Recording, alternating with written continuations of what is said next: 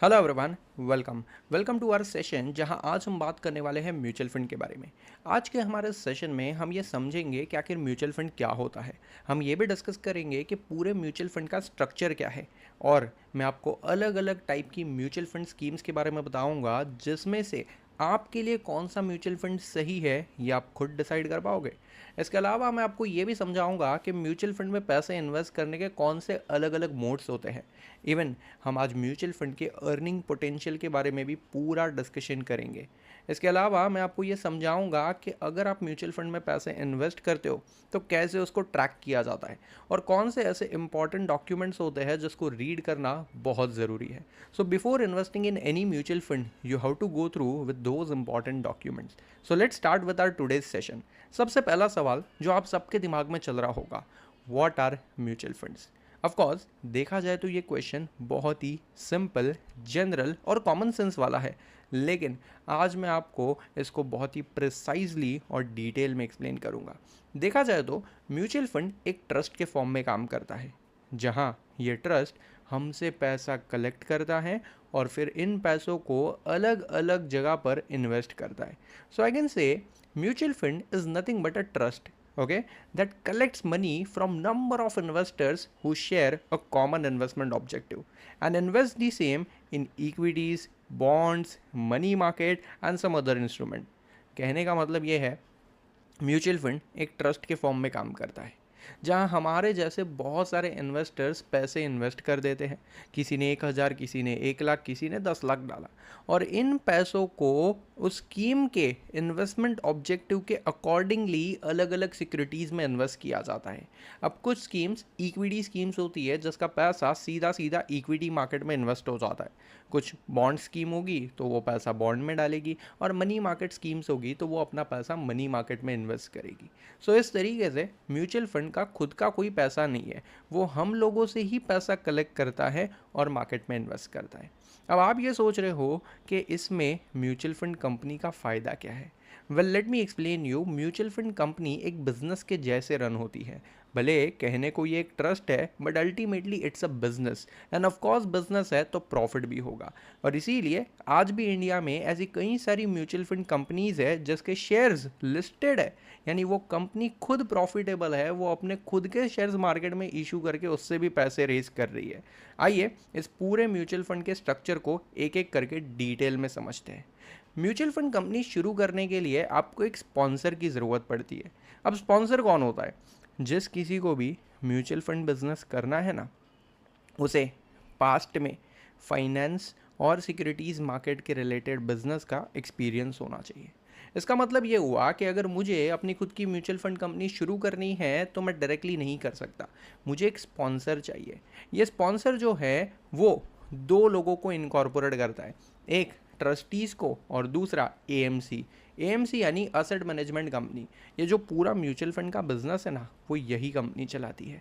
Trustee तो सिर्फ उसका ध्यान रखते हैं कि भाई ये कंपनी सारा कुछ बिजनेस ठीक से कर रही है कि नहीं, इन्वेस्टर का पैसा कहीं गलत जगह पे तो इन्वेस्ट नहीं हो रहा है, एक्सेट्रा एक्सेट्रा। बट आप ये सोच रहे होंगे कि ये स्पॉन्सर मिलेगा कहाँ से। देखो, ये स्पॉन्सर कोई बैंक हो सकती है, या कोई इंश्योरेंस कंपनी हो सकती है, या फिर हाउसिंग फाइनेंस कंपनी भी हो सकती है। बेसिकली ये कोई भी ऐसी कंपनी हो सकती है जो खुद फाइनेंस सेक्टर से जुड़ी हुई है, और ये कंपनी चाहे तो अपना खुद का म्यूचुअल फंड बिजनेस शुरू कर सकती है, लेकिन उसके लिए उसको दो लोगों को इनकॉर्पोरेट करना पड़ेगा, एक ट्रस्टी और दूसरा एएमसी। अब ट्रस्टी क्या होता है? ट्रस्टी भले एक कंपनी के फॉर्म में इनकॉर्पोरेट हो जाए, लेकिन वहाँ पे कुछ लोग होते हैं। इन लोगों को हम ट्रस्टीज़ कहते हैं, और ये ट्रस्टीज़ का काम होता है कि पूरे म्यूचुअल फंड बिजनेस में सारी चीज़ें सही तरीके से हो रही है या नहीं, उसको चेक करते रहना। और ये बिज़नेस करता कौन है? ये बिज़नेस करता है असेट मैनेजमेंट कंपनी, यानी एक सेपरेट कंपनी इनकॉर्पोरेट किया जाता है जो लोगों से फंड रेज करता है और फिर वो पैसों को री इन्वेस्ट करता है अलग अलग इंस्ट्रूमेंट्स में, और उस कंपनी को हम कहते हैं asset management company, in short AMC. चलो मैं ये पूरे केस को एक एग्जांपल से समझाता हूँ। You know this ICICI, of course आपने आईसीआईसीआई बैंक का नाम तो सुना ही होगा।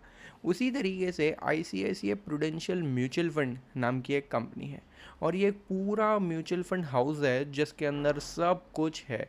स्पॉन्सर भी है, ट्रस्टी भी है और एएमसी भी है।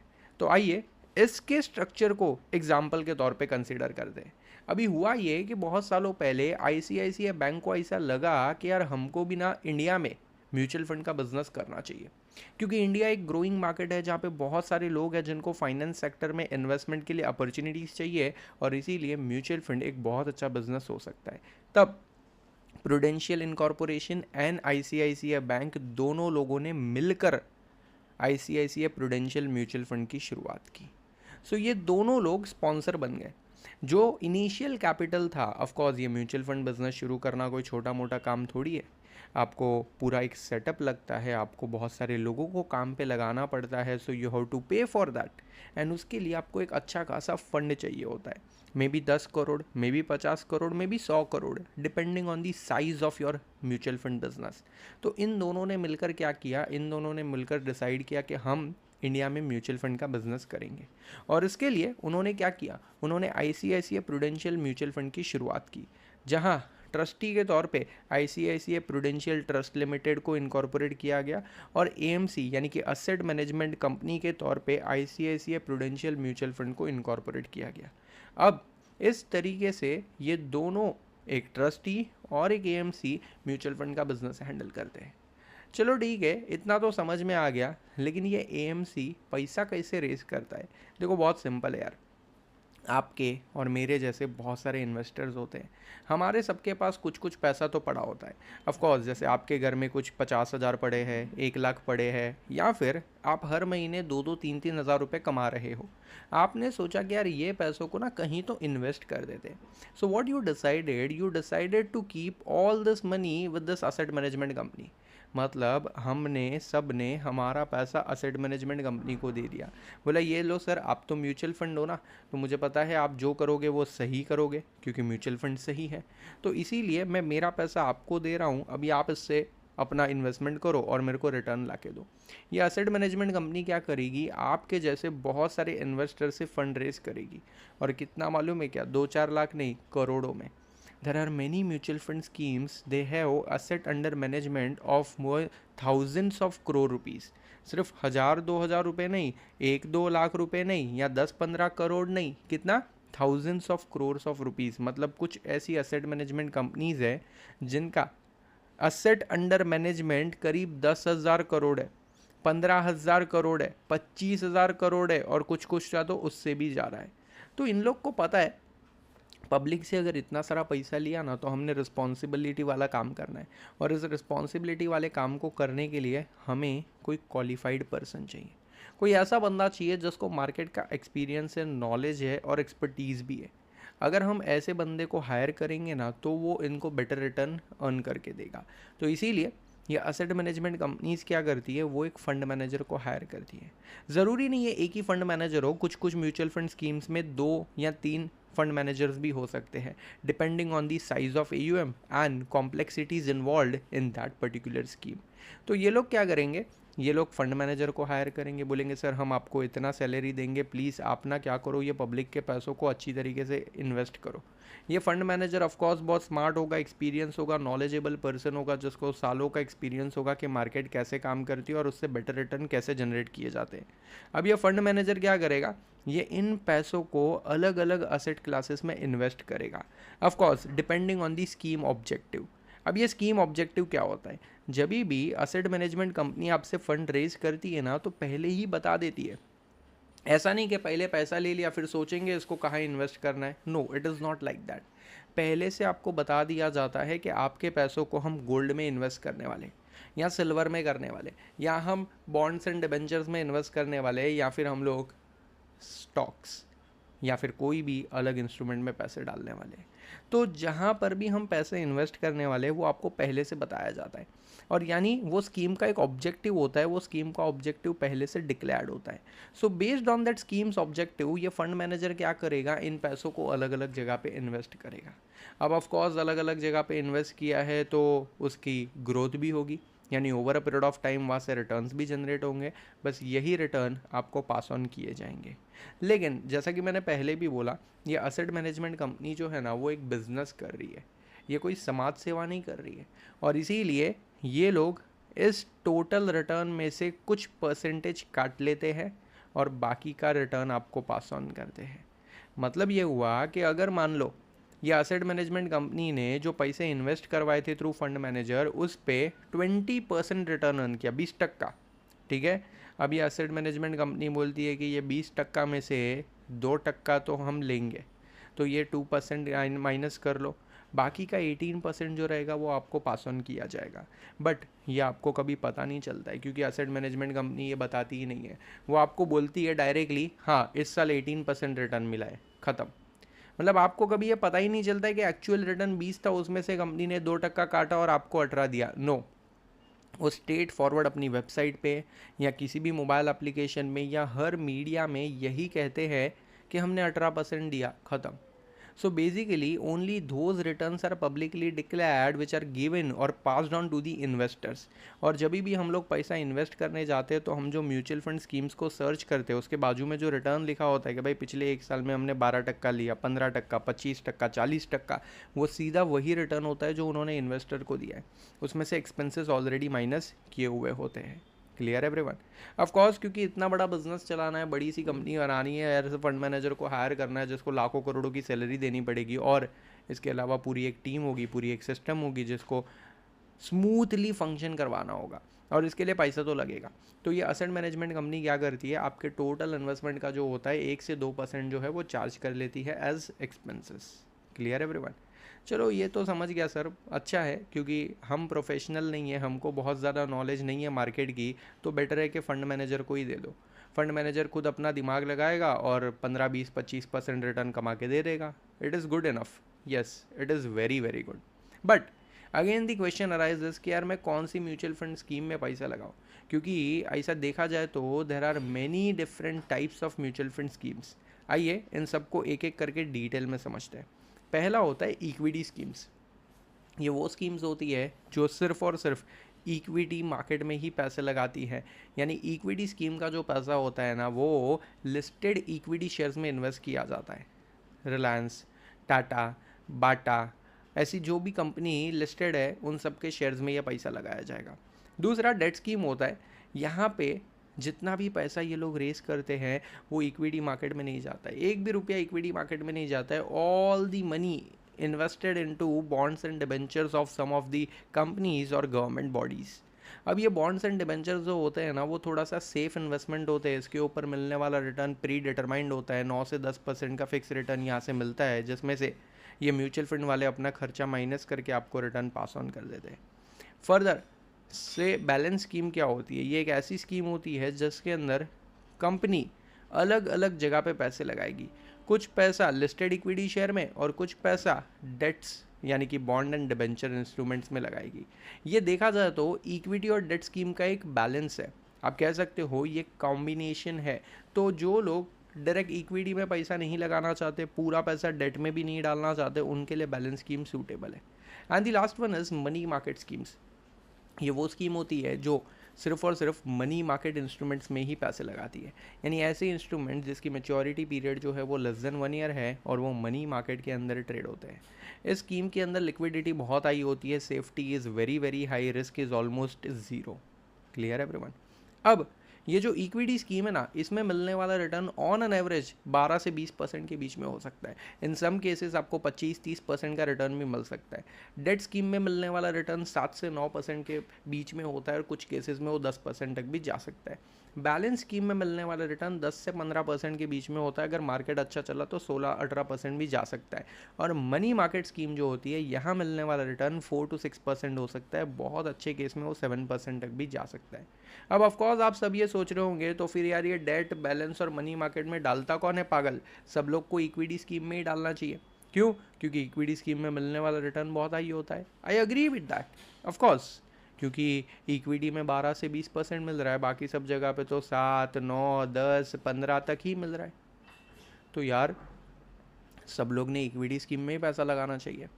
नहीं नहीं, ऐसा नहीं है। I tell you the reason. Equity scheme में मिलने वाला रिटर्न तो हाई है, बट उसके साथ साथ एसोसिएटेड रिस्क जो है ना वो भी बहुत हाई है। मतलब आपने देखा ही होगा कि इक्विटी मार्केट में जो मूवमेंट होती है ना वो बहुत up and down up and down up and down होती है, यानी कभी मार्केट बहुत ऊपर चला जाता है तो कभी मार्केट बहुत नीचे भी चला जाता है। There are some short term crash in the market जिसकी वजह से वो इंस्ट्रूमेंट और वो सिक्योरिटी वॉलेटाइल मानी जाती है। कहने का मतलब ये है कि म्यूचुअल फंड स्कीम्स के ये जो रिटर्न्स है ना ये कहीं से भी प्री डिटरमाइन नहीं है। ऐसा ज़रूरी नहीं है कि आपको इतना ही मिलेगा। अगर मार्केट अच्छी चल गई तो आपको रिटर्न बेटर भी मिल सकते हैं, यानी ये जो लिखा है उससे भी ज़्यादा मिल सकते हैं। और अगर मार्केट बुरी चली तो कुछ सालों में तो वो नेगेटिव रिटर्न भी दे सकते हैं। अरे सर ये बोल के तो आपने डरा दिया, फिर कहाँ से म्यूचुअल फंड सही है? नहीं नहीं, इसमें तो पैसा नहीं लगाना चाहिए। ऐसा नहीं है। मैं आपको इसका एक बहुत अच्छा एग्जाम्पल देता हूँ। मान लो अगर मेरे को पैसा सिर्फ 2 महीने के लिए इन्वेस्ट करना है तो ऑफकोर्स मुझे इक्विटी स्कीम में नहीं इन्वेस्ट करना चाहिए, क्योंकि इक्विटी स्कीम बहुत रिस्की है। अगले 2 महीने में मार्केट ऊपर जाएगा या नीचे मुझे नहीं पता है। मुझे क्या, किसी को नहीं पता है, क्योंकि मार्केट को कोई प्रिडिक्ट नहीं कर सकता, कोई भगवान नहीं है। लेकिन अगर आपको 3 साल या उससे ज़्यादा के लिए इन्वेस्ट करना है, यानी कि आप लॉन्ग टर्म के लिए पैसा इन्वेस्ट करना चाहते हो, तो बिंदास इक्विटी स्कीम में पैसा लगा दो। रीज़न, लॉन्ग टर्म में इक्विटी मार्केट ना हमेशा ऊपर ही जाता है और लॉन्ग टर्म में वो आपको बाकी असेट क्लासेस से बेटर रिटर्न कमा के ही देता है। So my point is very simple, how to select best mutual fund. पहले तो आपको ये कैटेगरीज में से एक सिलेक्ट करना है। फिर इक्विटी स्कीम में भी अलग अलग कैटेगरीज है जिस पे हम लोग डिटेल डिस्कशन करेंगे, बट फिलहाल इसकी बात करते हैं। तो इक्विटी स्कीम में डालूँ, डेट स्कीम में डालूँ, बैलेंस स्कीम में डालूँ या मनी मार्केट स्कीम में डालूँ, ये पूरा डिसीजन सिर्फ 2 चीज़ों पर डिपेंड करता है। पहला, आपका रिक्वायर्ड इन्वेस्टमेंट टेन्योर, यानी कितने सालों के लिए आप पैसा इन्वेस्ट करना चाहते हो। आप 1 साल, 2 साल, 3 साल, 5 साल, 10 साल, कितने सालों के लिए पैसा इन्वेस्ट करना चाहते हो। If you want to invest money for longer tenure, let's say 3, 4, 5, 6, 10, 15 साल के लिए पैसा लगाने का है, तो इक्विटी स्कीम मोस्ट सूटेबल है, क्योंकि इसमें मिलने वाला रिटर्न बहुत अच्छा होगा और लॉन्ग टर्म में आपको कंपाउंडिंग के बेनिफिट के साथ जो रिटर्न मिलेंगे ना वो आउटस्टैंडिंग हो सकते हैं। लेकिन वहीं अगर आपको सिर्फ 1-1.5 साल के लिए पैसे इन्वेस्ट करने हैं, या ज़्यादा आपने सोच लिया है कि यार बस 1 साल पैसा रखूँगा फिर निकाल लूँगा क्योंकि मेरे को पैसों की ज़रूरत है, so in that case you should invest your money into debt schemes. क्यों सर? इसमें रिटर्न तो कम है यार, 7 से 9% ही है, अग्री, बट डेट स्कीम के अंदर वॉलेटिलिटी ऑलमोस्ट नेग्लिजिबल होती है। इसका मतलब क्या है? इसका मतलब ये है कि डेट स्कीम में कभी ऐसा नहीं होता है कि आपके पैसे डूब जाए।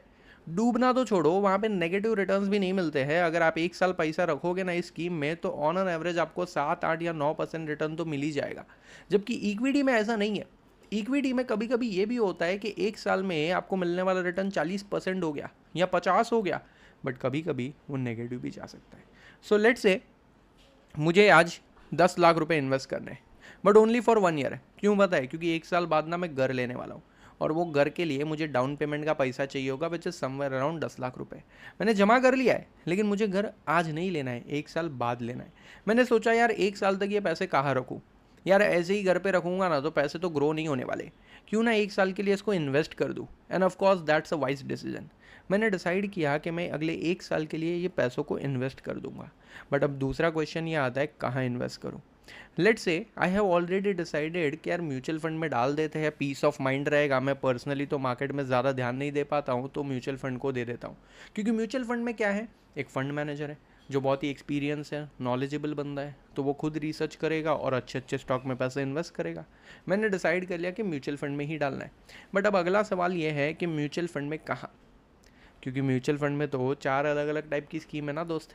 वहाँ इक्विटी स्कीम भी है, वहाँ डेट स्कीम भी है, बैलेंस स्कीम भी है और मनी मार्केट स्कीम भी है। तो इन सारी स्कीम में से मैं कहाँ पैसे इन्वेस्ट करूँ? अब क्योंकि मेरा इन्वेस्टमेंट टेन्योर जो है ये ओनली 1 ईयर का है, मैं चाहकर भी इक्विटी स्कीम में पैसे नहीं लगा सकता। क्यों सर? क्योंकि इक्विटी स्कीम में पैसे लगाए ना तो 1 साल बाद मार्केट शायद नीचे भी हो सकता है।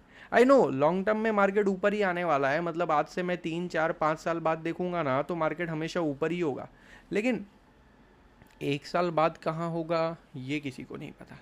तो इसीलिए अगर मैं आज मार्केट में पैसा इन्वेस्ट कर देता हूँ, let's say I invested into equity scheme just only for 1 year, so it is possible कि 1 साल बाद वो 10 लाख रुपए जो है ना उसमें मुझे सिर्फ 1-2% रिटर्न ही मिले। या शायद मेरे 5-10% का नेगेटिव रिटर्न भी मिले, यानी मेरे इन्वेस्टेड 10 लाख रुपए जो है वो 9.5 या 9 लाख भी हो जाए। क्या बात कर रहे हो सर, फिर तो ये रिस्की है। नो नो, ये रिस्की नहीं है, क्योंकि ये मैं 1 साल बाद की बात कर रहा हूँ। अगर मैं ये 3 साल के लिए पैसा इन्वेस्ट करूँ ना, तो मैं आपको गारंटी के साथ कह सकता हूँ कि 3, 4, 5, 10 सालों के बाद तो पक्का मार्केट ऊपर ही होगा। यानी if I invest for 3 years from now, definitely मेरे 10 लाख जो है वो 15, 16 या 18 लाख हो ही जाएंगे। ये पक्का है। क्यों सर? क्योंकि देखो, मार्केट में अगर कोई क्रैश आता भी है ना, तो वो शॉर्ट टर्म के लिए आता है। 1-2 महीने के लिए मार्केट नीचे जाता है, 2-4 दिन मार्केट गिर गया, 10-15 हफ्ते तक मार्केट नीचे था, दैट्स इट। उसके बाद रिकवरी आनी ही आनी है। और लॉन्ग टर्म में अच्छी इकोनॉमीज़ की मार्केट हमेशा ऊपर ही जाती है। And of course as you all know, India is one of the fastest growing economy now, so इसका बेनिफिट हमें मिलेगा और मार्केट बहुत ज़्यादा अच्छा परफॉर्म करेगा। तो इसीलिए अगर आपको 1 साल के लिए पैसे इन्वेस्ट करने हैं ना, इक्विटी स्कीम में मत आओ, go to debt schemes. Debt scheme में क्या है, आपको पता है कि मैं 10 लाख रुपए डाल दिया हूँ ना, तो 1 साल के बाद पक्का 50-60 हज़ार तो ऊपर ही रहेगा, 80-90 हज़ार तो ऊपर मिल ही जाएगा, क्योंकि 7 to 9% का रिटर्न ऑन एन एवरेज मिल ही जाता है। क्लियर है एवरीवन? अगर आपको 2-2.5 साल के लिए इन्वेस्ट करना है और आपको थोड़ा सा बेटर रिटर्न भी अर्न करना है, ऑफकोर्स आप डेट स्कीम में तो डाल ही सकते हो, वहाँ पे सेफ्टी की सेफ्टी भी है। 2 साल में 9-9-18% रिटर्न तो आराम से मिल जाएगा, कंपाउंडिंग के साथ थोड़ा सा ज़्यादा हो जाएगा। बट अगर मान लो आपको थोड़ा सा ज़्यादा रिटर्न अर्न करना है और बस थोड़ा सा रिस्क एपेटाइट बढ़ाना चाहते हो, तो आप बैलेंस स्कीम में डाल सकते हो। बैलेंस स्कीम में क्या होता है कि आपके इन्वेस्टेड जो पैसे हैं ना, वो एक डिसाइडेड प्रपोर्शन में इक्विटी और डेट मार्केट में क्लासीफाई हो जाते हैं। अब ये कौन डिसाइड करेगा कि कितना इक्विटी और कितना डेट? ये फंड मैनेजर डिसाइड करेगा। अगर फंड मैनेजर को लगता है कि आने वाले 1-2 साल में इक्विटी मार्केट अच्छा चलने वाला है, तो हो सकता है कि वो 50 से ज़्यादा, यानी कि 60-65% पैसा जो है वो इक्विटी स्कीम में लगाए, इक्विटी मार्केट में लगा दे, और खाली रिमेनिंग 30-40% जो है वही डेट स्कीम में डाले। क्वाइट पॉसिबल, बट ये डिसीजन जो है वो किसका होगा? फंड मैनेजर का होगा। अब क्योंकि टोटल पैसों में से कुछ हिस्सा ऑलरेडी इक्विटी में इन्वेस्टेड है, वहाँ से मिलने वाला रिटर्न हाई होगा, और इसी वजह से आपको जो ऑन एन एवरेज रिटर्न मिलेगा वो 10 से 15% के बीच में हो सकता है। Clear everyone? बट अगर आपको सिर्फ 2-4 महीनों के लिए ही पैसे इन्वेस्ट करने हैं, which is very very short term, then you should invest in money market, no other option. क्यों? क्योंकि देखो यार, 2-3 महीनों के अंदर ना हम कोई भी मार्केट की मूवमेंट को प्रिडिक्ट नहीं कर पाते। And of course as you all know, equity schemes are very very volatile, market ऐसा ऊपर नीचे चलता है। Debt schemes are safe enough, but छोटे मोटे मूव्स उसमें भी आ सकते हैं। बैलेंस स्कीम थोड़ा सा ज़्यादा वॉलेटाइल होता है as compare to debt, but less than equity. And money market almost negligible volatility, ये ऑलमोस्ट कांस्टेंट मूव करता है। यानी कि अगर आपको 2 महीने के लिए पैसा डालना है और बिल्कुल ऊपर नीचे नहीं चाहिए, आपको सिर्फ चाहिए मेरा पैसा ऊपर ही जाए, invest in money market.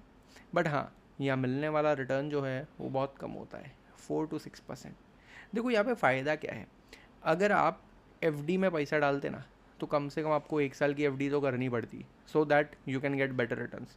But अब क्योंकि आपको सिर्फ 2 महीने के लिए पैसे डालने हैं या सिर्फ 1 महीने के लिए पैसे डालने हैं, आप एफडी नहीं करोगे, क्योंकि 1 महीने की एफडी में तो वैसे ही सेविंग वाला ही रिटर्न आता है, कोई ज़्यादा बड़ा डिफरेंस होता नहीं है। तो आप मनी मार्केट में डाल सकते हो।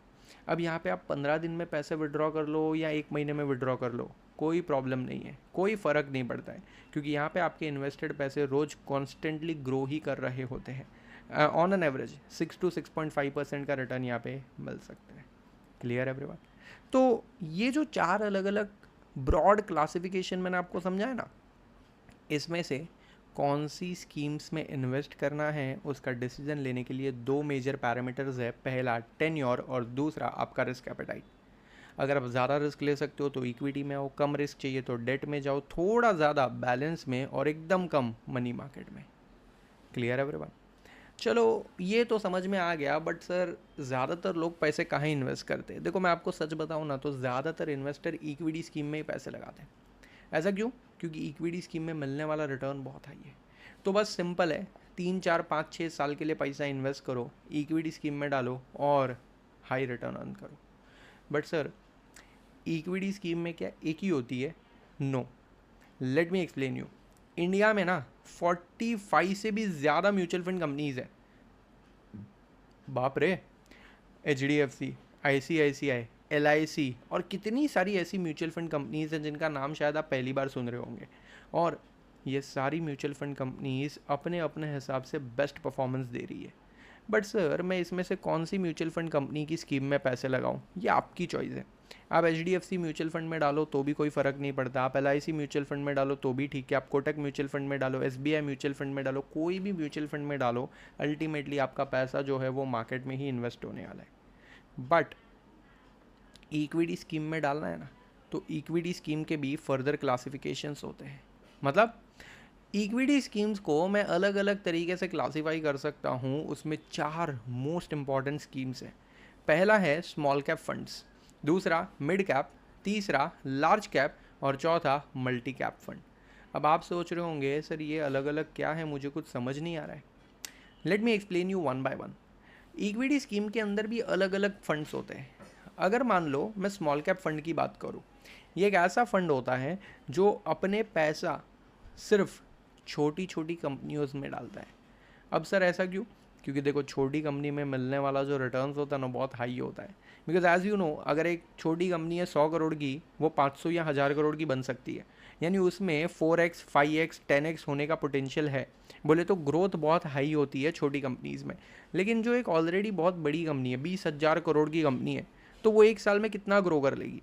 Due to the saturation point वो 20-30% ही ग्रो कर पाती है, और कुछ केसेस में तो सिर्फ 10-15% तक ही ग्रोथ हो पाती है। और इसीलिए बड़ी कंपनीज़ में अपॉर्चुनिटीज़ बहुत कम होती है। बट हाँ, छोटी कंपनीज़ में रिस्क भी बहुत हाई होता है। बड़ी कंपनी में वो रिस्क नहीं होता है, because they are already well established and set businesses, तो उसमें डूबने का कोई चांस नहीं होता है। तो स्मॉल कैप फंड जो है ना भाई, वो हाई रिस्क हाई रिटर्न वाला फंड है। अगर आपको ज़्यादा पैसा कमाने की लालच है तो स्मॉल कैप फंड में डालो। मिड कैप उससे थोड़ी बड़ी कंपनी, और लार्ज कैप उससे भी बड़ी कंपनी, और मल्टी कैप फंड क्या है, वो हर टाइप की कंपनी में पैसा डालता है।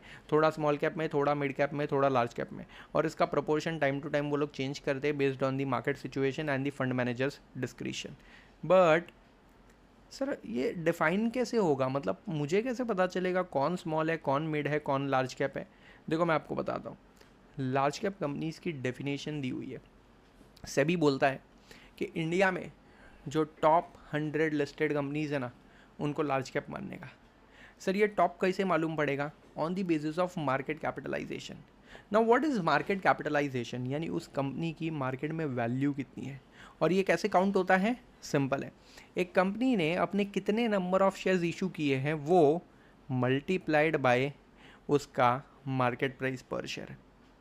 एग्जाम्पल के तौर पे अगर मान लेते हैं रिलायंस ने 1 करोड़ इक्विटी शेयर मार्केट में इशू किए हैं, ठीक है, और उसके हर एक शेयर का भाव जो है वो 2000 रुपया चल रहा है। तो 1 करोड़ शेयर्स मल्टीप्लाइड बाय 2000, यानी पूरे रिलायंस का मार्केट कैपिटलाइजेशन कितना हो गया? 2000 करोड़। अरे यस और नो? अब ये जो 2000 करोड़ रुपए है ना, ये ओवरऑल रिलायंस की वैल्यूएशन है। आप ये कह सकते हो कि आज रिलायंस की वैल्यू 2000 करोड़ है, कल ऊपर भी जा सकती है, फिर नीचे भी जा सकती है। तो इस तरीके से हम हर कंपनी का मार्केट कैपिटलाइजेशन कैलकुलेट करेंगे, और उसमें से जो टॉप 100 कंपनीज होगी ना in terms of market capitalisation, उसको हम लार्ज कैप कंपनीज बोलेंगे। वाओ, टॉप 100 कंपनीज में पैसा इन्वेस्ट होएगा। मिड कैप क्या होता है? उसके बाद वाली, मतलब 101 से लेकर 250 तक जितनी भी कंपनीज है in terms of market capitalisation, इन सबको हम बोलेगा मिड कैप। और स्मॉल कैप के लिए क्या? अरे ये 250 के बाद जितनी भी बच गई ना, वो सब स्मॉल कैप है। समझ में आया क्या? तो इस तरीके से सेबी ने एक डेफिनेशन दी है जिसके थ्रू आप स्मॉल कैप, मिड कैप और लार्ज कैप कंपनीज को डिफाइन कर सकते हो, और म्यूचुअल फंड स्कीम्स जो है वो अपना डिसीजन ले सकती है कि उनको कौन से फंड में कितना कितना पैसा अलोकेट करना है। बट सर फिर भी जस्ट ऐसे ही एग्जाम्पल के लिए इनका वैल्यू क्या होता है? देखो मैं सिंपली समझाता हूँ। हर वो कंपनी जिसका मार्केट कैपिटलाइजेशन 5000 से करोड़ होता है ना, वो सब जनरली स्मॉल कैप मानी जाती है। ऐसी कंपनी जिसका मार्केट कैपिटलाइजेशन 5000 करोड़ से 20,000 करोड़ होता है, वो सब मिड कैप मानी जाती है। और ऐसी कंपनियां जिसका मार्केट कैपिटलाइजेशन 20,000 करोड़ से भी ज़्यादा होता है, जनरली वो लार्ज कैप की कैटेगरीज में आ जाती है। तो सर कौन सी लार्ज कैप कंपनी से कुछ एग्जाम्पल मिल सकता है क्या? देखो रिलायंस तो है ही है, इसके अलावा अदानी एंटरप्राइज ले लो, इसके अलावा आप टाटा मोटर्स ले लो, इसके अलावा आप TCS ले लो, है ना। तो ये जितने भी कंपनियां हैं, बड़ी बड़ी नाम जो आप लोग ने सुने हैं, वो सब जनरली लार्ज कैप कंपनीज मानी जाती है। Have you understood this? तो सर मैं किस में पैसे लगाऊं? मतलब मैं स्मॉल कैप में डालूं, मिड कैप में डालूं, लार्ज कैप में, या फिर मल्टी कैप में डाल दूं? अगेन ये डिपेंड करता है आपके रिस्क एपेटाइट पे। अगर आप ज़्यादा रिस्क ले सकते हो तो स्मॉल कैप में डालो, क्योंकि यहाँ पे हाई रिस्क हाई रिटर्न वाला फंड है। भाई स्मॉल कैप फंड में मिलने वाला रिटर्न ना मिनिमम 15 से 20% तो होता ही है, क्योंकि मैंने अभी बताया ना, छोटी कंपनीज़ में ग्रोथ की अपॉर्चुनिटीज़ बहुत है, and due to this higher growth opportunities वहाँ पे मिलने वाले रिटर्न्स भी बहुत ज़्यादा होते हैं। लेकिन रिस्क भी है, क्योंकि छोटी कंपनियां हैं तो डूबने के चांसेस भी होते हैं, बट ऐसा टेंशन मत लो कि आपका पैसा डूबेगा, क्योंकि ये जो फंड मैनेजर है ना, वो आपके पैसों को सिर्फ एक छोटी कंपनी में नहीं डालता है, वो करीब 50, 60 या 80 से 100 स्मॉल कैप कंपनीज़ में पैसा इन्वेस्ट करेगा। अब ऑफकोर्स वो 80 से जो 100 कंपनियां हैं उसमें से 1 या 2 डूबेगी, बाकी की 98 तो फिर भी नहीं डूबेगी ना, तो उसमें आपको आउटस्टैंडिंग रिटर्न मिल सकता है, और इसीलिए 25% तक का रिटर्न भी मिल सकता है। बट हाँ, इतना हाई आप अज्यूम मत करो। कुछ साल मार्केट बहुत अच्छी होती है ना तो 30-40% रिटर्न भी मिल जाता है, बट हर साल उतना नहीं मिलता है। ऑन एन एवरेज अगर आप पिछले 10, 15, 20 या 25 साल का एवरेज ले लो ना, तो स्मॉल कैप फंड 15 से 18% का रिटर्न दे सकते हैं। Clear everyone? दूसरा है मिड कैप फंड। ये मिड साइज़ कंपनीज़ में पैसे लगाते हैं। यहाँ मिलने वाला रिटर्न 12 से 18% तक हो सकता है। थोड़ा सा रिटर्न कम है, बट कंपैरेटिवली रिस्क भी कम है। मिड कैप कंपनीज जनरली डूबती नहीं है। क्यों नहीं डूबती है? क्योंकि उन्होंने ऑलरेडी अपना बिजनेस एक स्टेज तक, एक सर्टेन लेवल तक लाया है। तो यहाँ से अभी खाली ग्रोथ होगी, और वो ग्रोथ स्लो हो सकती है, फास्ट हो सकती है, depending on the performance of the company, but generally ये कंपनियाँ डूबती नहीं है। तो यहाँ पे जो रिस्क है वो कम है, और इसके साथ साथ रिटर्न भी थोड़ा सा कम है। और अगर मैं लार्ज कैप कंपनीज़ की बात करूँ ना भाई, ये बिंदास, मतलब ये सब वो बड़ी बड़ी कंपनी है जिसका नाम आपने सुना है, like HDFC bank, ICICI bank, Reliance ले लो, है ना। तो ये कंपनियाँ कभी डूबने नहीं वाली है, क्योंकि वो इतने बड़े बड़े बिजनेसेस है which is almost almost you can say not possible to fail, and इसीलिए यहाँ पे आपका रिस्क एपेटाइट एकदम कम होता है। बट हाँ, क्योंकि बिजनेस में सेचुरेशन आ जाता है, बहुत ज़्यादा ग्रोथ यहाँ से पॉसिबल नहीं होती है, और इसीलिए 10 से 12% का एवरेज रिटर्न आप कमा सकते हो। हाँ, कुछ केसेस में यहाँ मिलने वाला रिटर्न भी 15-20% तक जा सकता है जब मार्केट ही अच्छा परफॉर्म करे, बट एवरेज बता रहा हूँ। अगर आप 10-15 साल के लिए भी इन्वेस्ट करो तो 10 से 12% का एवरेज रिटर्न तो आराम से आपको मिल सकता है। And sir what about multi cap fund? Yes, इसका रिटर्न 12 to 18% हो सकता है, क्योंकि ये अपना पैसा डिस्ट्रीब्यूट कर लेता है। कुछ पैसा छोटी कंपनियों में, कुछ मिड साइज कंपनीज़ में, और कुछ बड़ी बड़ी कंपनियों में। तो it is nothing but you can से a basket of small, mid and large caps. Okay, so sir मेरे को लगता है ना मल्टी कैप ही अच्छा है। नहीं, ऐसा नहीं है रे, ऐसा नहीं है। देखो, कौन अच्छा कौन बुरा हम इसकी डिबेट कर नहीं सकते, क्योंकि अगर इन चारों में से खाली एक ही अच्छा होता ना तो मार्केट में वही चल रहा होता, बाकी 3 बंद हो चुके होते। अरे यस और नो? तो कोई अच्छा कोई बुरा ऐसा नहीं है। ये डिपेंड करता है आप कौन हो, आपका रिस्क एपेटाइट क्या है, और आपका इन्वेस्टमेंट टेन्योर क्या है। ये टोटली क्लाइंट पे डिपेंड करता है। मैं आपको पर्सनली बताता हूँ, मैं बहुत सारे क्लाइंट से मिलता हूँ ना, तो कुछ क्लाइंट को मैं बोलता हूँ सर आपके लिए लार्ज कैप फंड अच्छा है, कुछ को मैं बोलता हूँ सर आपके लिए मिड कैप अच्छा है, और कुछ को मैं पर्सनली बोलता हूँ सर आपके लिए स्मॉल कैप फंड बहुत अच्छा है, आप उसमें पैसा लगाइए। बट सर आप ऐसा कैसा बोलते हो, ये अच्छा वो अच्छा? क्या उसकी शक्ल देख के पता चल जाता है? अरे नहीं बे, क्लाइंट की शक्ल पे नहीं, क्लाइंट के रिस्क एपेटाइट और इन्वेस्टमेंट टेन्योर से पता चलता है। सर इसका मतलब क्या हुआ? मतलब अगर किसी क्लाइंट को 10-15 सालों के लिए पैसा इन्वेस्ट करना है, और वो बहुत यंग है, मान लो 30-35 साल का बंदा है, अभी अभी जॉब लगी है, बोलता है कि सर हर महीने मेरे को 10-20 हज़ार रुपये सेव करने हैं, कहाँ डालूँ? मैं उसको बोलूँगा भाई तू स्मॉल कैप फंड में इन्वेस्ट कर, क्योंकि स्मॉल कैप फंड में मिलने वाला जो रिटर्न है ना वो बहुत हाई होता है। कंपैरेटिवली 15 से 20% रिटर्न तो मिल ही जाएगा, और क्योंकि तू लॉन्ग टर्म के लिए इन्वेस्ट कर रहा है, यहाँ पे रिस्क ऑलमोस्ट नेग्लिजिबल हो जाएगा, क्योंकि मैंने पहले भी बताया लॉन्ग टर्म में मार्केट हमेशा ऊपर ही जाता है। तो इसीलिए रिस्क एपेटाइट के अकॉर्डिंगली और मिलने वाले रिटर्न्स के अकॉर्डिंगली भी स्मॉल कैप फंड ऐसे बंदों के लिए बेस्ट हो जाता है जो लोग यंग हैं और लॉन्ग टर्म के लिए मार्केट में पैसा इन्वेस्ट करना चाहते हैं।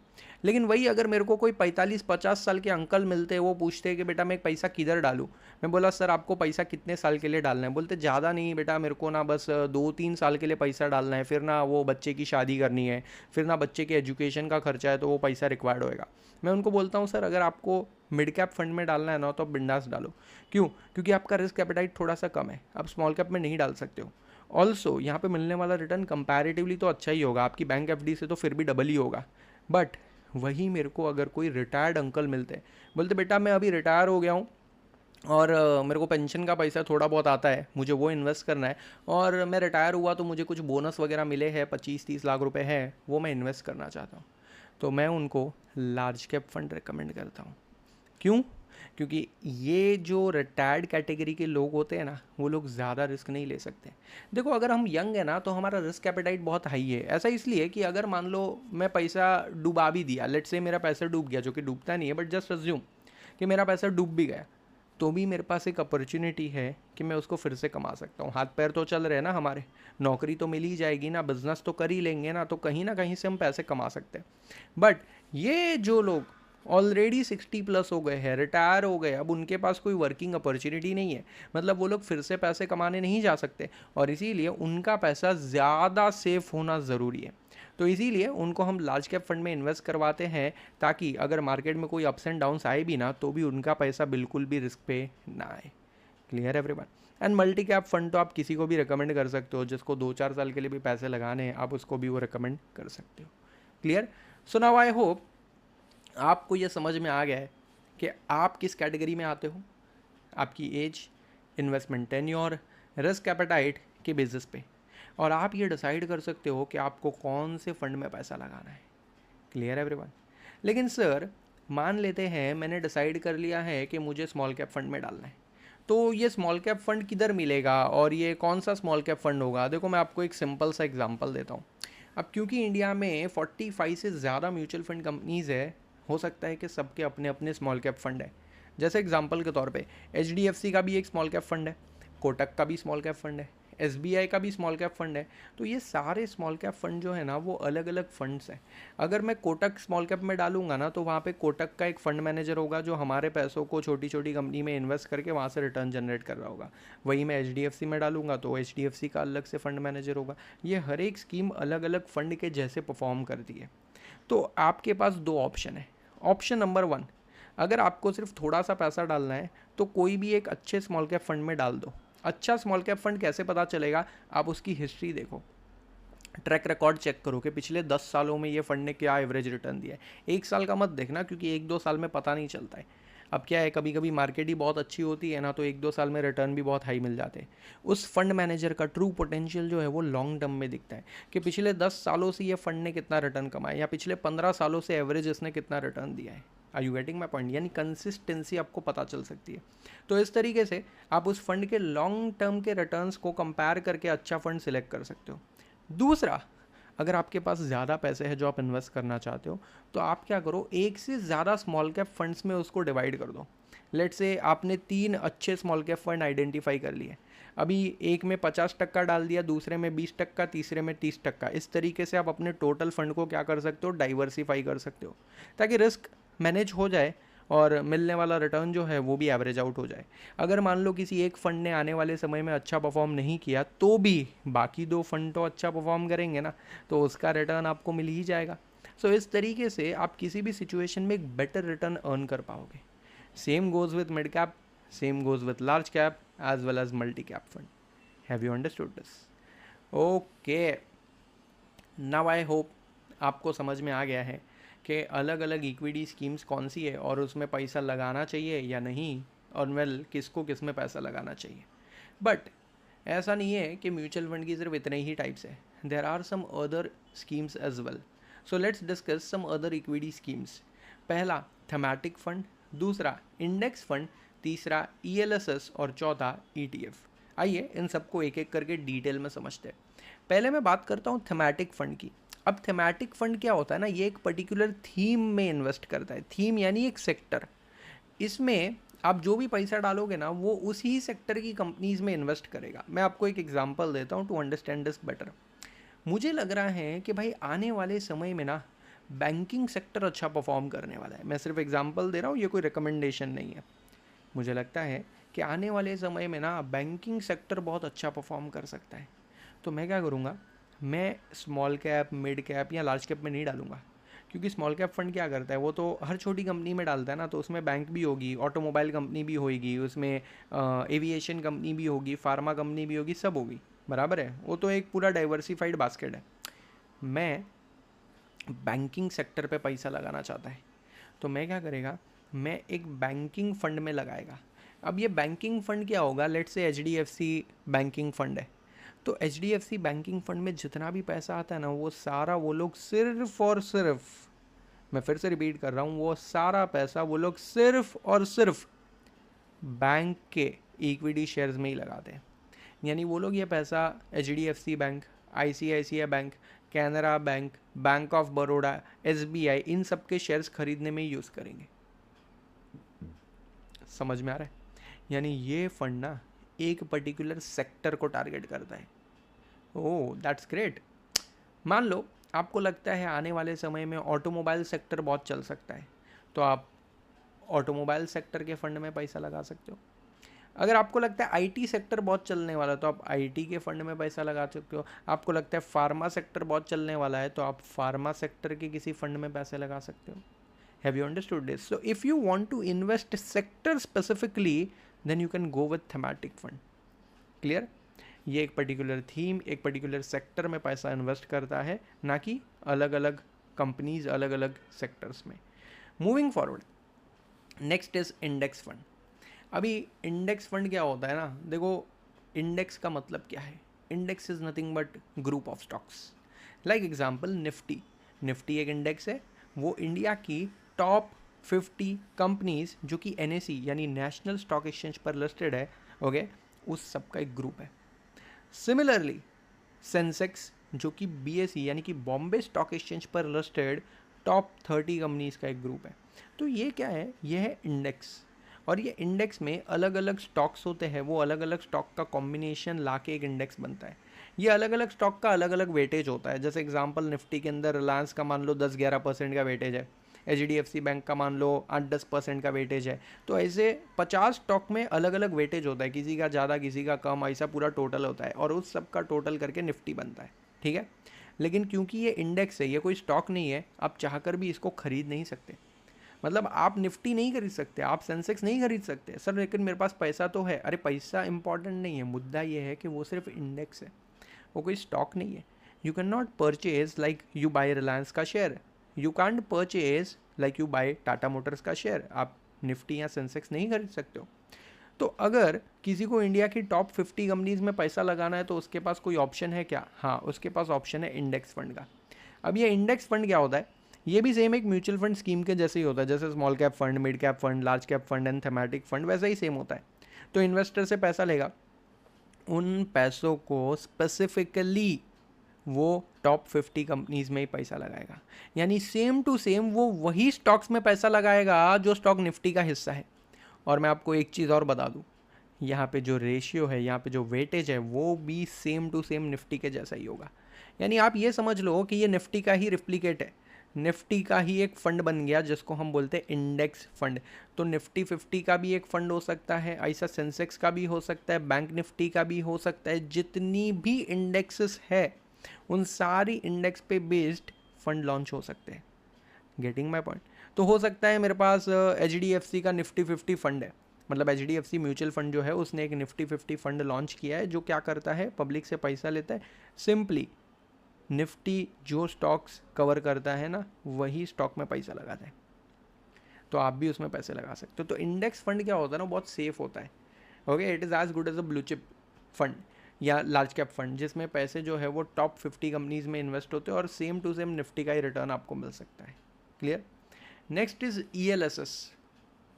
अब ELSS का मतलब होता है इक्विटी लिंक्ड सेविंग स्कीम।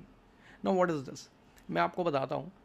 कुछ सालों पहले इनकम टैक्स एक्ट के अंदर कुछ चेंजेस किए गए, और इनकम टैक्स एक्ट के अंदर कुछ एडिशनल सेक्शंस ऐड किए गए।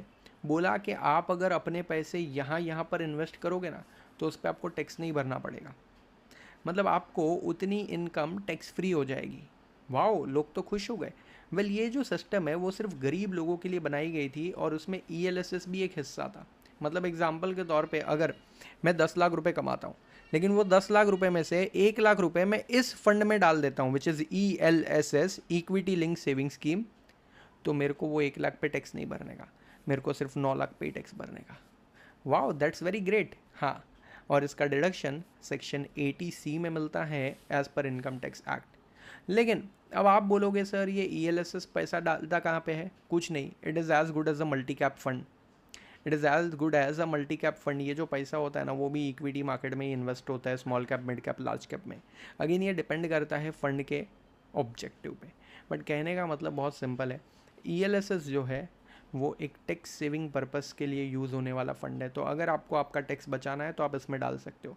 तो सर अगर मैं 10 लाख रुपया कमाया, मान लो पूरा 10 लाख रुपया इधर डाल दिया, तो मेरे को टैक्स ही नहीं भरना पड़ेगा। No, you are wrong. क्यों सर? क्योंकि रूल ये है, मैक्सिमम डिडक्शन जो है ना वो 1.5 लाख रुपए तक का ही अलाउड है। यानी ओनली 1,50,000 तक का ही डिडक्शन आपको मैक्सिमम अलाउड है, उससे ज़्यादा डिडक्शन अलाउड नहीं है। इन्वेस्टमेंट कर सकते हो बट डिडक्शन 1.5 लाख का ही मिलेगा। अरे तो इन्वेस्ट करके क्या फ़ायदा? इसीलिए इस स्कीम में ज़्यादा से ज़्यादा लोग 1,50,000 इन्वेस्ट करते हैं। अच्छा, एक और इम्पॉर्टेंट चीज़ मैं आपको बता दूँ, आप जो पैसा इधर डालते हो ना उसको 3 साल के लिए ब्लॉक कर रखना पड़ता है। मतलब यहाँ पे इन्वेस्ट किए हुए फंड पे 3 साल का लॉक इन पीरियड होता है। ऐसा नहीं कि आज डाला, टैक्स बेनिफिट ले लिया, कल निकाल लिया। No, it is not like that. Sir लेकिन गवर्नमेंट ने ये शुरू क्यों किया था? मैं आपको बताता हूँ। बहुत सालों पहले ना लोग इक्विटी मार्केट में पैसा लगाने से डरते थे, ठीक है। तो इसको बढ़ावा देने के लिए गवर्नमेंट ने ये स्कीम लॉन्च की कि इस स्कीम के थ्रू लोग टैक्स बचाना चाहेंगे और टैक्स बचाने के लिए लोग यहाँ पैसे डालेंगे और ये पैसा इनडायरेक्टली इक्विटी मार्केट में इन्वेस्ट हो जाएगा। Clear everyone? But invested money should be kept locked in for 3 years. कम से कम 3 साल के लिए वो पैसा लॉक इन रहेगा। Clear? The last one is ETF, that is exchange traded fund. अब ये क्या होता है? ये भी same to same index fund के जैसे ही काम करता है? तो फिर ऐसा 2 नाम क्यों दिया? सुनो, ध्यान से सुनो। इंडेक्स फंड होता है या कोई भी म्यूचुअल फंड होता है, वो म्यूचुअल फंड में जब आप पैसे लगाते हो ना तो आपको बदले में यूनिट्स मिलते हैं। जैसे अगर मैं रिलायंस में पैसा डाल दूँ तो रिलायंस मुझे शेयर देगा, यस और नो? वो शेयर्स मार्केट में ट्रेडेबल होते हैं। वैसे ही जब मैं म्यूचुअल फंड में पैसा डालूंगा तो म्यूचुअल फंड वाले मेरे को यूनिट्स देते हैं और मैं यूनिट होल्डर माना जाता हूँ। लेकिन ये यूनिट जो होते हैं ना वो ऐसा ईजिली ट्रेडेबल नहीं होते। मतलब अगर आपको उसकी बाइंग एंड सेलिंग करनी है ना तो आप सिर्फ म्यूचुअल फंड कंपनी से ही कर सकते हो। मतलब लेट से आज मैंने इन्वेस्ट किया, यानी कि मैंने वो यूनिट्स खरीद लिए, फिर कल को मेरे को उसको बेच देना है तो मैं रिडम्पशन के लिए रिक्वेस्ट डालूंगा। मैं कंपनी को बोलूँगा सर मेरे को मेरा पैसा चाहिए, अभी जितना भी ग्रोथ हुआ है वो दे दो। तो कंपनी मेरे को पैसा देगी और मेरा यूनिट्स ले लेगी। So this is what we do with normal mutual funds. But मान लो मुझे एक ऐसा ग्रुप चाहिए, मुझे एक ऐसी बास्केट चाहिए जिसको मैं मार्केट में ट्रेड भी कर सकूं।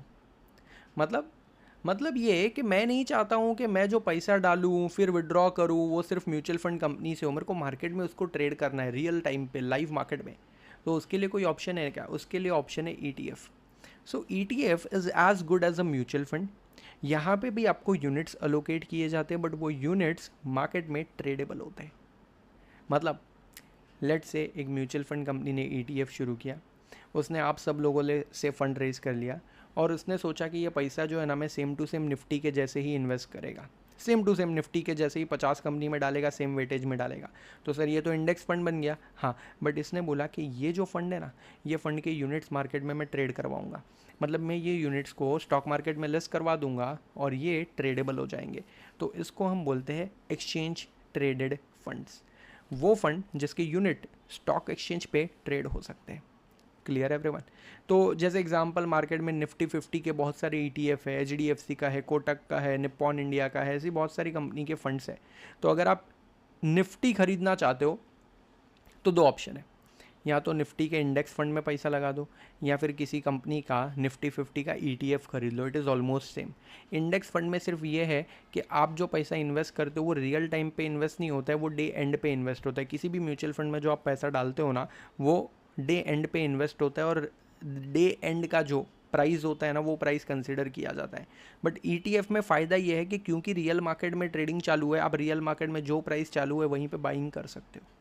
समझ में? So this are some other important equity schemes जिसके अंदर आप इन्वेस्टमेंट कर सकते हो। आई नो ये बहुत सारी स्कीम्स हो चुकी है और शायद अब आप कंफ्यूज होने वाले हो, बट डोंट वरी, ये सारी की सारी म्यूचुअल फंड स्कीम्स जो है ना वो बहुत सिंपल टू अंडरस्टैंड है। आपको बस एक बार क्विक रिविजन की ज़रूरत है, दैट्स इट। Clear everyone? अब ठीक है सर, हमको अलग अलग म्यूचुअल फंड स्कीम तो समझ आ गई। अगला सवाल ये है कि यार इसमें पैसा डालूँ कैसे? हाँ, how do I invest in this mutual fund? किसी भी म्यूचुअल फंड में इन्वेस्ट करने के लिए ना आपके पास 2 अलग अलग तरीके होते हैं। Okay, so there are two different modes of investing in mutual fund. One is lump sum and other is SIP. lump sum का मतलब ये है कि आप एक ही बार में एक अमाउंट इन्वेस्ट कर देते हो, only one time investment. Let say आपके पास 10 लाख रुपए आपने बोला अभी डाल देते हैं, या आपके पास 10,000 रुपये आपने बोला डाल देते हैं, आपके पास 50,000 रुपये आपने बोला डाल देते हैं. ये एक ही बार डालना है और भूल जाना है. भूलना है मतलब ऐसा नहीं कि पैसा गवा देना है, फिर उस पर रिटर्न मिलते रहेगा. दूसरा होता है SIP. SIP में क्या होता है, हम ना हर महीने महीने पैसे इन्वेस्ट करते हैं. Every month we invest certain amount. Let say मैंने डिसाइड किया कि हर महीने में 2,000 रुपये डालूंगा, तो वो क्या हो गया, वो हो गया SIP. SIP का फुल फॉर्म होता है systematic investment plan, where by we agree to invest every month. तो सर इसमें कौन सा बेनिफिशियल है? देखो ये बेनिफिशियल कुछ नहीं होता है, दोनों सेम होता है. आप लमसम इन्वेस्ट करना चाहते हो तो मिनिमम आपको 5,000 रुपया एक बार में डालना पड़ता है, और अगर आप SIP करना चाहते हो तो आप महीने का 100 रुपया भी इन्वेस्ट कर सकते हो. There are many funds in which you can start investment by ₹100. हाँ, बट हर स्कीम की, हर फंड की लिमिट अलग अलग होती है. किसी किसी में 100 रुपये से स्टार्ट होता है, किसी में 500, किसी में 1,000 से भी होता है. सो आपको चेक करना होगा कि जो स्कीम में आप इन्वेस्ट करना चाहते हो उस स्कीम का मिनिमम इन्वेस्टमेंट अमाउंट कितना है. वो लिखा होता है, सारी चीज़ें ऑनलाइन अवेलेबल होती है. बट सर मैं पैसा डालना चाहता हूँ, कैसा डालूँ, एक बार में डालूँ क्या हर महीने डालूँ? देखो ये डिपेंड करता है कि आपके पास फंड कब अवेलेबल है. I give you an example. मान लेते मैं एक एम्प्लॉई है और मैं हर महीने 40,000 रुपया सैलरी लेता है. अब ये 40 में से ना मैं 20,000 तो खर्चा कर देता है, मैं बोला बाकी का 20,000 सेव करने का है. So every month I can save that 20,000 rupees and invest year. हाँ बात तो सही है. मैं क्या सेलेक्ट करेगा? SIP. क्योंकि SIP के थ्रू मैं हर महीने अपनी सैलरी का एक पोर्शन यहाँ पे इन्वेस्ट कर पाऊँगा. Are you getting my point? But let's say मैं बिजनेस करता हूँ और मेरे को हर महीने कितना पैसा आएगा कुछ मालूम नहीं है, बट अभी ना दिवाली का सीज़न था और मैं दबा के पैसा कमाए लाए. मैं एक साथ ना 4 लाख रुपए का प्रॉफिट कर लिया, और ये 4 लाख रुपए की अभी मेरे को कोई ज़रूरत ही नहीं है. तो मैं ये 4 लाख रुपए एक ही बार में इन्वेस्ट कर दूंगा लमसम. फिर मैं महीने महीने नहीं करने बैठूंगा, नहीं तो वो पैसा बैंक में ऐसा ही सड़ता रहेगा. So you have to decide based on availability of funds with you. आपके पास कितना पैसा कब अवेलेबल है, इसके बेसिस पे आप डिसाइड कर सकते हो. आप लमसम डालो, SIP डालो, ये टोटली आपका कॉल है. मैं पर्सनली रिकमेंड करता हूँ कि अगर हम लोग सैलराइड पर्सन है या हमको कोई पैसे हर महीने मिलते हैं, लेट से पॉकेट मनी से आप सेव करना चाहते हो, है ना, या फिर आप हर महीने कहीं से कुछ पैसे कमा रहे हो पार्ट टाइम काम करके या कोई प्रोफेशन से या कोई जॉब से, तो आप SIP करो. आप हर महीने थोड़ा थोड़ा पैसा सेव करोगे, पता भी नहीं चलेगा और एक बड़ा कॉर्पस क्रिएट हो जाएगा. बट अगर आप कोई बिजनेस कर रहे हो या फिर आप कोई ऐसा प्रोफेशन है जहाँ पे आपके पास कोई लमसम अमाउंट आ जाता है, तो भी आप उसको इन्वेस्ट कर सकते हो. ठीक है. अब आप सोच रहे होंगे सर मैं पैसा इन्वेस्ट तो कर देगा बट उसमें रिटर्न्स क्या रहेगा, मतलब कितना मिलेगा, मेरे को जानने का है. तो चलो मैं बताता हूँ. एक्चुअली में म्यूचुअल फंड का जो अर्निंग पोटेंशियल है ना, वो अपनी औकात के बाहर है, मतलब अपनी सोच के भी ज़्यादा है. हम इतना सोचा भी नहीं रहेगा. दोनों को समझते लमसम में क्या पोटेंशियल है और SIP में क्या है. देखो मैंने रिटर्न तो आपको बता दिए, 10, 12, 15, 20% तक भी जा सकता है, कुछ केसेस में 30-40% भी रिटर्न जा सकता है. But now the question is कि अगर मैं कुछ पैसा इन्वेस्ट करता हूँ, लेट से मैंने 1 लाख रुपया वन टाइम इन्वेस्ट कर दिया for 30 years at the rate 15% per annum returns, तो मुझे कितना मिलेगा भाई? इस केस में 30 साल बाद आपको 66 लाख रुपीज़ मिलेंगे. वही अगर आप हर महीने 1,000 रुपये की SIP करते हो फॉर 30 ईयर्स, तो साल का 12,000 हो गया, और 10 साल का 1,20,000, और 30 साल का मिला के हो गया करीब 3,60,000. तो आपका रिटर्न कितना बनेगा मालूम है? 56 लाख रुपीज़. यानी आपने इन्वेस्ट कितना किया? खाली 3,60,000, और रिटर्न कितना मिला? 56 लाख रुपीज़. और ये सारे कैलकुलेशन मैंने 15% रिटर्न पे कंसीडर किए. रिटर्न्स कम आए तो अमाउंट थोड़ा नीचे जा सकता है, और रिटर्न ज़्यादा है तो अमाउंट उससे भी ज़्यादा हो सकता है. द पॉइंट इज़ ये पावर ऑफ कंपाउंडिंग है. आप सोचो ना यार, 1 लाख रुपया डाल के 66 लाख रुपीज़, साला 2 लाख रुपया डाला होता तो 1.25 करोड़ रुपये, 1,25,00,000 या उससे भी ज़्यादा मिल जाता. हाँ यार. और 10 लाख रुपए डाल दूँ तो अबे 6.5 करोड़ रुपए हो सकते हैं. वाओ दैट्स ग्रेट यार. तो म्यूचुअल फंड में क्या होता है ना कि अर्निंग पोटेंशियल बहुत ज़्यादा है, क्योंकि पहले तो ये आपकी बैंक FD से ऐसे ही आपको डबल रिटर्न दे रहा है, और दूसरी चीज़ ये रिटर्न कंपाउंड होते रहता है. तो मान लो मैं 10 लाख रुपए डाला, पहला साल मेरे को 15% रिटर्न आया, तो अभी मेरा जो इन्वेस्टमेंट है वो 10 लाख प्लस 1.5 लाख यानी 11.5 लाख हो गया. अब अगले साल जो 15% रिटर्न होएगा ना, वो ये 11.5 लाख पे होएगा. तो अगले साल 1.5 लाख नहीं, उससे ज़्यादा रिटर्न मिलेगा, क्योंकि अभी मेरा 10 लाख नहीं था, अभी 11.5 लाख था। I hope you are understanding this, and this is the power of compounding. तो म्यूचुअल फंड का जो अर्निंग पोटेंशियल है ना, वो आउटस्टैंडिंग है, बट 1-2 साल में ना रियल रिटर्न दिखते नहीं है। अगर बड़ा रिटर्न कमाने का है ना, तो भाई लॉन्ग टर्म के लिए इन्वेस्ट करो। 5 साल, 10 साल, 20 साल, 25 साल, ऐसा लॉन्ग टर्म के लिए इन्वेस्ट करो, तो इतना हाई रिटर्न आपको दिखेगा।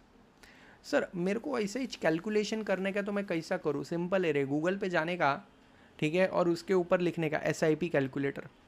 तो आपको एक पेज दिखेगा जिस पे आपको पूछा जाएगा भाई कितना पैसा डालना है।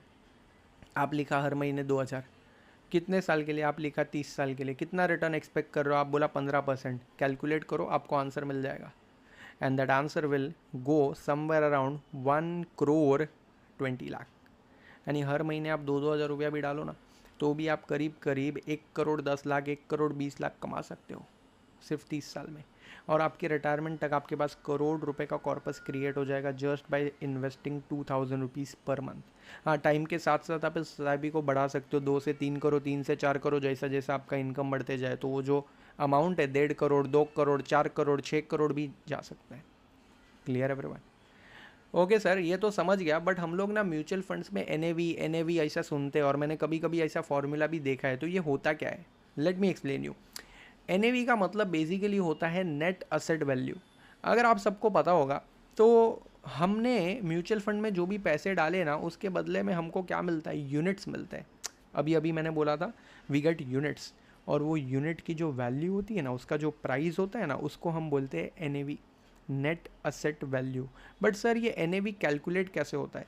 जब भी कोई नया म्यूचुअल फंड अपना ऑफर लेके आता है, जिसको हम न्यू फंड ऑफर बोलते हैं, जस्ट लाइक IPO, यहाँ पे NFO होता है, यानी कि न्यू फंड ऑफर, जहाँ पे नया म्यूचुअल फंड अपना एक स्कीम लॉन्च कर रहा होगा, तो वहाँ पे यूनिट 10 रुपये के हिसाब से इशू किए जाते हैं, यानी उसका NAV 10 रुपये हो गया। अब जैसे जैसे वो स्कीम की परफॉर्मेंस होती जाएगी, वो 10 से 11, 11 से 12, 12 से 15, 15 से 20, 25, 50, 100, 200 पहुँचते जाएगा। Clear everyone? तो किसी भी स्कीम की जो परफॉर्मेंस है ना, वो NAV से कैलकुलेट हो सकती है, ठीक है। बट ये NAV कैलकुलेट कैसे करते हैं? It is very simple. आप उस फंड के अंदर जो इन्वेस्टेड कॉर्पस है उसका टोटल असेट करो, उसमें से लाइबिलिटीज़ माइनस कर दो, आपको मिल जाएगा कि ये फंड की टोटल वैल्यू क्या है, divide by number of units. Simple. तो पूरे फंड की जो टोटल वैल्यू है उसको डिवाइड करोगे आप टोटल नंबर ऑफ यूनिट से, तो आपको पर यूनिट का NAV मिल जाएगा। As simple as that. But sir ये हमें हर बार कैलकुलेट करना पड़ेगा क्या? नो, बिल्कुल भी नहीं, क्योंकि ये सारा डेटा ऑनलाइन अवेलेबल होता है। आप किसी भी फंड का नाम सर्च करो, लेट से आप HDFC small cap fund search करोगे ना, तो उसका NAV आ जाएगा। आप कोटक म्यूचुअल फंड का NAV सर्च करो, NAV आ जाएगा। वेल, इन्वेस्ट करते वक्त NAV कम हो या ज़्यादा हो, उससे हमें कोई फ़र्क नहीं पड़ता है। एक ऐसा फंड जिसका NAV 15 रुपया है वर्सेस एक ऐसा फंड जिसका NAV 200 रुपये है, रिटर्न में उससे कोई फ़र्क नहीं पड़ता है, क्योंकि रिटर्न जो है वो इन्वेस्टमेंट स्ट्रेटजी पर डिपेंड करता है, ना कि उसके प्राइस पे। क्योंकि 15 रुपये NAV वाला भी आपको 15-20% ही देके जाएगा, और 200 रुपये NAV वाला जो रहेगा वो भी आपको 15-20% ही देके जाएगा। So my point is, while investing into mutual fund, don't look at NAV. It can be looked only for reference, but not for taking investing decisions. ठीक है? नेक्स्ट पॉइंट, म्यूचुअल फंड में इन्वेस्ट करने के लिए कौन से ऐसे important documents हैं जो आपको पढ़ने पड़ते हैं? तो देखो, ऐसे 3 इंपॉर्टेंट डॉक्यूमेंट्स हैं जो आपको पढ़ने चाहिए। पहला है SID, दूसरा है SAI, और तीसरा है KIM। सर ये कौन लोग हैं SID, SAI, KIM? नहीं नहीं, ये डॉक्यूमेंट का नाम है। SID का मतलब है स्कीम इन्फॉर्मेशन डॉक्यूमेंट। इस डॉक्यूमेंट में एक पर्टिकुलर म्यूचुअल फंड स्कीम का पूरा डिटेल होता है। मतलब आपको उस स्कीम में पैसा लगाने से पहले ये सब चेक कर लेना चाहिए कि ये स्कीम का इन्वेस्टमेंट ऑब्जेक्टिव क्या है, इसका असेट एलोकेशन कैसा रहेगा, ये पैसा स्मॉल कैप में डालेगा, मिड कैप में डालेगा, लार्ज कैप में डालेगा, इक्विटी में डालेगा, डेट में डालेगा, किधर पैसा इन्वेस्ट होगा, ये भी होएगा। प्लस इस फंड की पास्ट परफॉर्मेंस क्या रही है, व्हाट इज़ द बेंचमार्क, किससे हम इसको कंपेयर करेंगे, इसमें कौन से अलग अलग इन्वेस्टमेंट ऑप्शन है हमारे पास। क्योंकि जब आप म्यूचुअल फंड में इन्वेस्ट करते हो, आपके पास 3 अलग अलग ऑप्शंस होते हैं, whether it is small cap, mid cap, large cap. In every scheme you have 3 options. पहला ऑप्शन होता है ग्रोथ ऑप्शन। ग्रोथ ऑप्शन का मतलब ये है कि जितना भी पैसा आप इन्वेस्ट करोगे ना, वो सिर्फ ग्रो होते रहेगा, आपको कोई डिविडेंड नहीं मिलेगा, आपको कुछ रिटर्न्स नहीं मिलेंगे, आपका पैसा सिर्फ उधर ही ग्रो होते रहेगा, जब आपको चाहिए तो आप विड्रॉ कर लेना। दूसरा ऑप्शन होता है इनकम री इन्वेस्टमेंट। मतलब क्या है, अगर हर साल वो फंड चाहे तो डिविडेंड डिक्लेयर करे, जैसे अपन बैंक में पैसा रखते तो बैंक अपने को इंटरेस्ट देता है ना हर साल, तो वैसा वो फंड में भी हर साल का जो प्रॉफिट होता है ना वो डिविडेंड के तौर पे डिस्ट्रीब्यूट किया जाता है। बट वो डिविडेंड फिर से वही फंड में री इन्वेस्ट कर दिया जाएगा, आपको दिया नहीं जाएगा, ठीक है। और तीसरा होता है डिविडेंड या विड्रॉल स्कीम, जिसके अंदर क्या होता है, डिविडेंड पे आउट ऑप्शन जिसको बोल सकते हैं, कि हर साल वो फंड में जितना रिटर्न जनरेट किया, मान लो किसी साल उसने 10% जनरेट किया, किसी साल 15% जनरेट किया, तो जो रिटर्न वो जनरेट करता है ना उसका एक सर्टेन पोर्शन आपको डिविडेंड के फॉर्म में पे कर दिया जाता है। सो लेट्स से मेरे पास 10 लाख रुपए है, मैं रिटायर हो गया है, मेरे को ना हर साल मेरा घर चलाने के लिए पैसा चाहिए, तो मैं क्या करेगा, मैं इनकम विड्रॉल वाले ऑप्शन में डालेगा कि भाई मैं 10 लाख रुपया डाल रहा है और हर साल जो जो रिटर्न्स जनरेट हो 10% 15% वो मेरे को मिल जाए, यानी 1 लाख 1.5 लाख रुपया जो है ना वो हर साल ऑटोमेटिक मेरे बैंक अकाउंट में क्रेडिट हो। लेकिन मान लो मैं 25-30 साल का 35-40 साल का बंदा है, मैं अभी खाली इन्वेस्ट करना चाहता है, मैं चाहता है मेरा पैसा ग्रो हो, कंपाउंडिंग का बेनिफिट मिले उसको, मुझे नहीं चाहिए पैसा क्योंकि मैं तो जॉब कर रहा हूँ, सैलरी आ रही है, या मैं कोई बिजनेस रन कर रहा हूँ वहाँ से पैसा आ रहा है, तो मैं इसको इन्वेस्ट कर दूंगा ग्रोथ ऑप्शन में। अब डिविडेंड री इन्वेस्टमेंट वाले ऑप्शन में इन्वेस्ट करके वैसे कोई पॉइंट बनता नहीं है, क्योंकि ग्रोथ और डिविडेंड री इन्वेस्टमेंट ऑलमोस्ट सेम होता है। तो it is always better either you go with dividend option, अगर आपको विड्रॉल चाहिए तो, रेगुलर पैसे का इनकम चाहिए तो, या फिर आप ग्रोथ ऑप्शन में डाल दो जहाँ पे आपको लॉन्ग टर्म में ग्रोथ का बेनिफिट मिलेगा। तो ये 3 अलग अलग प्लान्स या ऑप्शंस आपको हर स्कीम में मिलते हैं, वेदर वो स्मॉल कैप है, लार्ज कैप है, मिड कैप है, हर में होता है। फिर ये स्कीम इन्फॉर्मेशन डॉक्यूमेंट के अंदर वो फंड मैनेजर का भी पूरा डिटेल होता है कि वो फंड मैनेजर कौन है, उसका एजुकेशन क्या है, उसका क्या एक्सपीरियंस है, और उसके साथ अगर उसकी टीम है तो उसकी भी डिटेल होती है। प्लस इस फंड का एक्सपेंस रेशियो क्या है, मैंने आपको शुरू में बताया था कि कंपनी अगर 20% कमाती है तो 2% काट लेती है, आपको 18 देती है। तो ये जो 2% कंपनी ने काट लिया ना उसको बोलते हैं एक्सपेंस रेशियो, इससे कंपनी अपने सारे खर्चे निकालती है। Then there is something called as loads. Load यानी एंट्री और एग्जिट के टाइम पे आप पे कुछ चार्ज करेंगे क्या। कुछ फंड्स में पहले क्या होता था कि अगर आप एंटर करते हो 1 लाख रुपया इन्वेस्ट करते हो ना, तो उसमें से वो लोग 1% ले लेते थे, आपका सिर्फ 99,000 ही इन्वेस्ट करते थे। इसको हम बोलते थे एंट्री लोड, यानी एंट्री लेने का चार्ज। सेम वे अगर मान लो ग्रो होके पैसा 10 लाख बन गया है, तो आप जब 10 लाख विड्रॉ करते थे ना तो उसमें से 1% काट लेते थे, ठीक है, और बाकी आपको रिमेनिंग अमाउंट ही देते थे। ये भी होता था एग्जिट लोड। लेकिन अभी सेबी ने कुछ रूल्स बनाया, बोला कि ऐसा एंट्री और एग्जिट लोड लगाने का नहीं। तो इसके लिए ना ये सारे रूल्स बहुत सिस्टमैटिकली ड्राफ्ट किए गए जो आपको स्कीम इन्फॉर्मेशन डॉक्यूमेंट में मिलेंगे। फिलहाल कोई भी स्कीम में एंट्री लोड नहीं होता है, यानी आप पैसा डालोगे ना तो पूरा पैसा इन्वेस्ट किया जाएगा, उसमें से कुछ खर्चा नहीं लगेगा। लेकिन एग्जिट लोड होता है कि अगर आप उस स्कीम में से बहुत जल्दी एग्जिट ले लेते हो, यानी मान लो आज आपने 10 लाख रुपए डाले और आप 10 दिन में 15 दिन में ही विड्रॉ कर रहे हो, तो आपको एग्जिट लोड लगता है which is as high as 1%। अच्छा, उसके अलग अलग रूल्स होते हैं। कुछ स्कीम्स होती है जो लोग बोलते हैं 10% विड्रॉ करना है तो करो, कुछ बोलेंगे 50% विड्रॉ करो, कुछ बोलेंगे नहीं कुछ भी विड्रॉ मत करो, मिनिमम 1 साल रखो। ये जनरली होता है इक्विटी स्कीम में। डेट स्कीम में या लिक्विड स्कीम में ये एग्जिट लोड नहीं होता है या बहुत कम होता है। स्पेसिफिकली मनी मार्केट वाली जो स्कीम्स होती है उसमें तो बिल्कुल ही एग्जिट लोड नहीं होता है, बहुत ही नेग्लिजिबल होता है। डेट स्कीम में भी एग्जिट लोड बहुत कम होता है, 1% नहीं होता है, 0.5% या 0.25% हो सकता है। ये स्कीम टू स्कीम डिफर करता है, बट हाँ उसकी मैक्सिमम परमिसिबल लिमिट जो है वो सेबी के अकॉर्डिंग ही होती है, सेबी ने ये डिसाइड करके दिया है। फर्दर इस पूरे स्कीम में टोटल क्या क्या फ़ीस चार्ज होने वाली है और स्कीम की लिक्विडिटी क्या है, यानी मेरे को अगर बेचना रहेगा तो मैं बेच पाएगा कि नहीं, प्लस इसमें रिस्क फैक्टर्स क्या क्या इन्वॉल्व है, और ये रिस्क से बचने के लिए ये फंड ने, ये स्कीम ने, ये फंड मैनेजर ने क्या क्या मैकेनिज्म अपनाए हैं। फर्दर टैक्स क्या लगेगा आपको, मतलब प्रॉफिट होगा तो उस पर क्या लगेगा, कैपिटल गेन टैक्स लगेगा या स्लैब रेट पे लगेगा, सारी चीज़ें इसमें लिखी होती है। So basically if you want to invest in any of the mutual fund scheme, let's say you have finalise कि मेरे को कोटक म्यूचुअल फंड में डालना है और कोटक के स्मॉल कैप फंड में डालना है, तो आप कोटक स्मॉल कैप फंड का ना सिड पहले पढ़ सकते हो, इससे आपको ये सारी इन्फॉर्मेशन मिल जाएगी। आई नो अब आप ये सोच रहे होंगे लेकिन सर ये डॉक्यूमेंट साला मेरे को मिलेगा किधर, अरे गूगल पे मिल जाएगा। गूगल पे किधर मिलेगा सर, सेबी की वेबसाइट पे मिलेगा। मैं अभी आपको ये सारे डॉक्यूमेंट एक एक करके लाइव दिखाऊंगा, ठीक है। पहले हम इनको डिस्कस कर लेते हैं, फिर मैं आपको लाइव एक एक डॉक्यूमेंट दिखाऊंगा और उसको रीड कैसे करना है वो भी समझा दूंगा, ठीक है। दूसरा अब आते हैं साई। साई क्या है, स्टेटमेंट ऑफ एडिशनल इन्फॉर्मेशन। अब ये क्या है ना, ये जनरली उस पूरी म्यूचुअल फंड कंपनी की इन्फॉर्मेशन होती है ये स्कीम का इन्फॉर्मेशन तो होता है but it is more of the mutual funds prospectus, एक पूरे म्यूचुअल फंड कंपनी का प्रोस्पेक्टस समझ लो। इसमें हर वो एडिशनल इन्फॉर्मेशन होती है जो आपको चाहिए होती है अदर देन पर्टिकुलर स्कीम।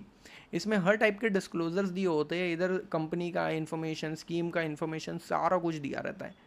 और जनरली इसके दो अलग अलग पार्ट के तरीके से हम इसको कंसिडर करते हैं। और इसमें म्यूचुअल फंड कौन है, उसकी अथॉरिटीज़ कौन है, legal information, financial legal issues, सब कुछ इसमें दिया होता है। Further there is something called as KIM यानी कि की इन्फॉर्मेशन मेमोरेंडम। ये ना सिड यानी कि जो स्कीम इन्फॉर्मेशन डॉक्यूमेंट है उसका एक बहुत ही कंसाइज वर्जन है। अब होता ही है ना कि सिड कम से कम 150 पेज का होता है, 120, 140, 150 पेज का होता है, 150 पेजेस। तो अभी हम एज एन इन्वेस्टर बोलते हैं कि साला यार मेरे को 10,000 रुपया तो डालना है, अभी 10,000 रुपया डालने के लिए 150 पेज थोड़ी पढ़ूंगा। साला हम कॉलेज और यूनिवर्सिटीज़ में लाखों रुपए की फ़ीस भर के भी बुक नहीं पढ़ते हैं, तो यहाँ थोड़ी पढ़ने वाले, हम नहीं पढ़ते। तो सेबी को लगा कि यार हाँ बात तो सही यार, इतना सारा पढ़ना किसी के लिए पॉसिबल नहीं अपना काम धंधा छोड़ के। तो उसने बोला कि सिड में से जो इंपॉर्टेंट चीज़ें है ना उसका एक डॉक्यूमेंट बनाओ जिसका नाम डालो किम, की इन्फॉर्मेशन मेमोरेंडम। तो अगर आपको सिड और साई नहीं पढ़ना है ना, उन दोनों का एक शॉर्टर वर्जन चाहिए ना आपको, तो किम आपके लिए बेस्ट है। ये हार्डली 20-25 पेज का होता है, कुछ केसेस में 30-35 पेज तक जाता है, बट फिर भी ठीक है, इतना तो पढ़ सकते हैं यार। अगर अपने को लाखों रुपए कमाने, करोड़ों रुपए कमाने म्यूचुअल फंड से, and we want to go with के भाई जो मैं पैसा इन्वेस्ट कर रहा है वो सही तरीके से इन्वेस्ट हो रहा है कि नहीं हो रहा है, तो आप ये किम को पढ़ सकते हो। Clear everyone? Okay, so this is all about the mutual fund जो मैंने अभी आपको एक्सप्लेन किया। बट आई नो अब आप सोच रहे होंगे कि यार ये सारे डॉक्यूमेंट मुझे कहाँ से मिलेंगे और मैं कैसे मतलब इन्वेस्टमेंट डिसीजन लूँगा, मुझे तो कुछ समझ ही नहीं आ रहा है।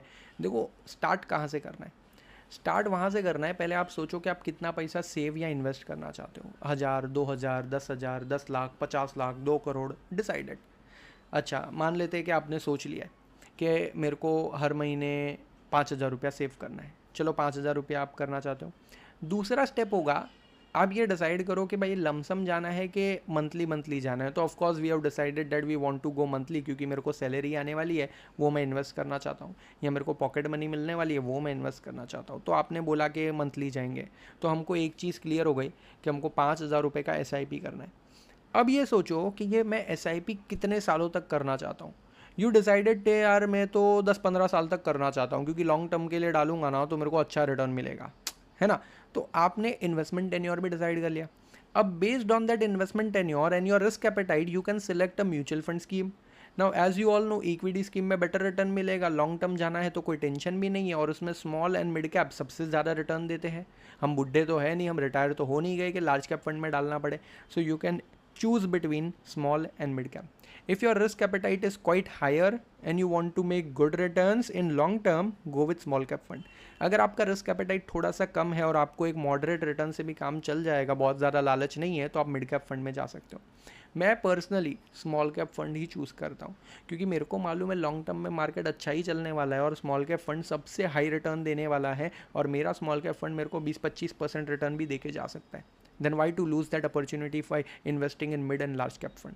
तो ठीक है, मैंने डिसाइड कर लिया मेरे को 5,000 की SIP करनी है, स्मॉल कैप इक्विटी स्कीम में करनी है। बट अभी साला स्मॉल कैप फंड कौन सा करूँ, क्योंकि HDFC भी है, कोटक भी है, SBI भी है, कैनरा रोबैको भी है, किस में डालूँ।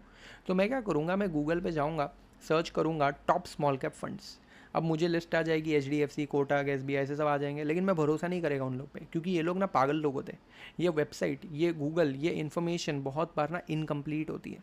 वो लोग सिर्फ 1-2 साल का रिटर्न देख के ही अपना डिसीजन बना लेते हैं कि यार पिछले 3 साल में ये फंड ने अच्छा परफॉर्म किया है। अबे पिछले 3 साल में किया तो उसमें क्या हो गया, मैं तो लॉन्ग टर्म का देखेगा।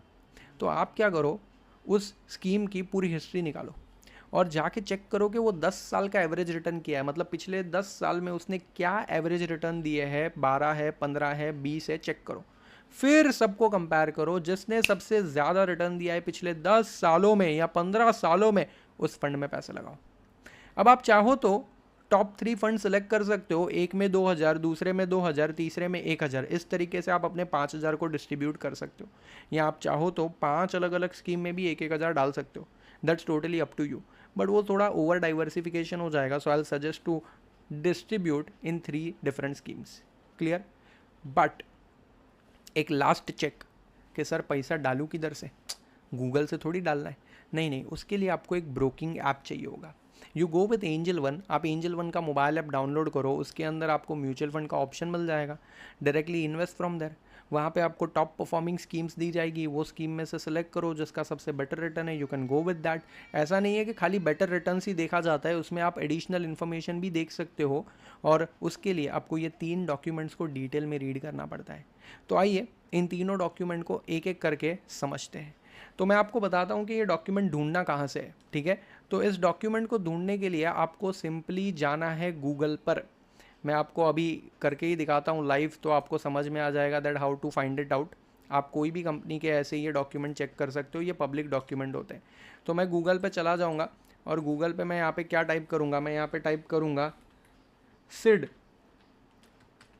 ऑफ म्यूचुअल फंड्स, ठीक है। अभी ये आ गया सिड ऑफ म्यूचुअल फंड्स, मैंने सर्च किया। अभी जैसे मैं सर्च कर रहा हूँ, मेरे को यहाँ पे बहुत सारी अलग अलग वेबसाइट आएगी। ये बजाज का आ गया, ठीक है, यहाँ पे ग्रो है, कोई कोई और कंपनी है। मेरे को सेबी की वेबसाइट पे जाना है, ये दिख रहा है सेबी की वेबसाइट है। मैं जैसे सेबी की वेबसाइट पे जाऊँगा ना, यहाँ पे पूरी लिस्ट आ जाएगी। मेरे को अलग अलग कंपनी के लिए एक एक वेबसाइट पे जाने की ज़रूरत ही नहीं है दोस्त। मेरे को यहाँ पे आप देखोगे तो सेबी की वेबसाइट पे पूरा लिस्ट मिल गया है। यहाँ पे Samco mutual fund, N J mutual fund, trust mutual fund, I T I, Baroda, Navi, Quant, Nippon, सब सब कुछ आ गया। आपको इधर दिख रहे हैं कि कितने कितने सिड है, उसकी कितनी स्कीम है, और उसके कितने कितने डॉक्यूमेंट है, ठीक है। आपको यहाँ पे पूरा बाजू में दिख रहा है, यू कैन सी दैट, दिख रहा है। HDFC म्यूचुअल फंड, इसकी तो बाप रे 453 स्कीम चल रही है, और हर स्कीम का इन्फॉर्मेशन डॉक्यूमेंट है, ठीक है। ऐसा हर एक का। ICICI प्रूडेंशियल का 924 है, बाप रे इतने सारे फंड्स है, हाँ इतने चलते हैं। सर मेरे को सर्च करने का एक दिखाओ ना खोल के। चलो LIC म्यूचुअल फंड है ये, मैं LIC म्यूचुअल फंड का सिड देखता हूँ, 109 सिड है। मैं इसको क्लिक किया, ये देखो सारा लिस्ट आ गया। इनके जितने अलग अलग म्यूचुअल फंड है ना, उन सबका स्कीम इन्फॉर्मेशन डॉक्यूमेंट आ गया। आप जाके उसको सर्च करोगे, इस पर क्लिक करोगे तो पूरा डिटेल मिलेगा। हम एक काम कर दे, हम LIC म्यूचुअल फंड के कौन से वाले में जाए। We have multiple options here, as you can see there are multiple options. ये क्या इतने सारे, ये जाते, चलो हम स्मॉल कैप फंड में जाते हैं, ठीक है। LIC म्यूचुअल फंड का स्मॉल कैप फंड, ठीक है, हम इसमें देख लेते क्या है। अब यहाँ पे आपके सामने पूरा सिड ओपन हो गया, देखो लिखा है LIC mutual fund scheme information document मिला।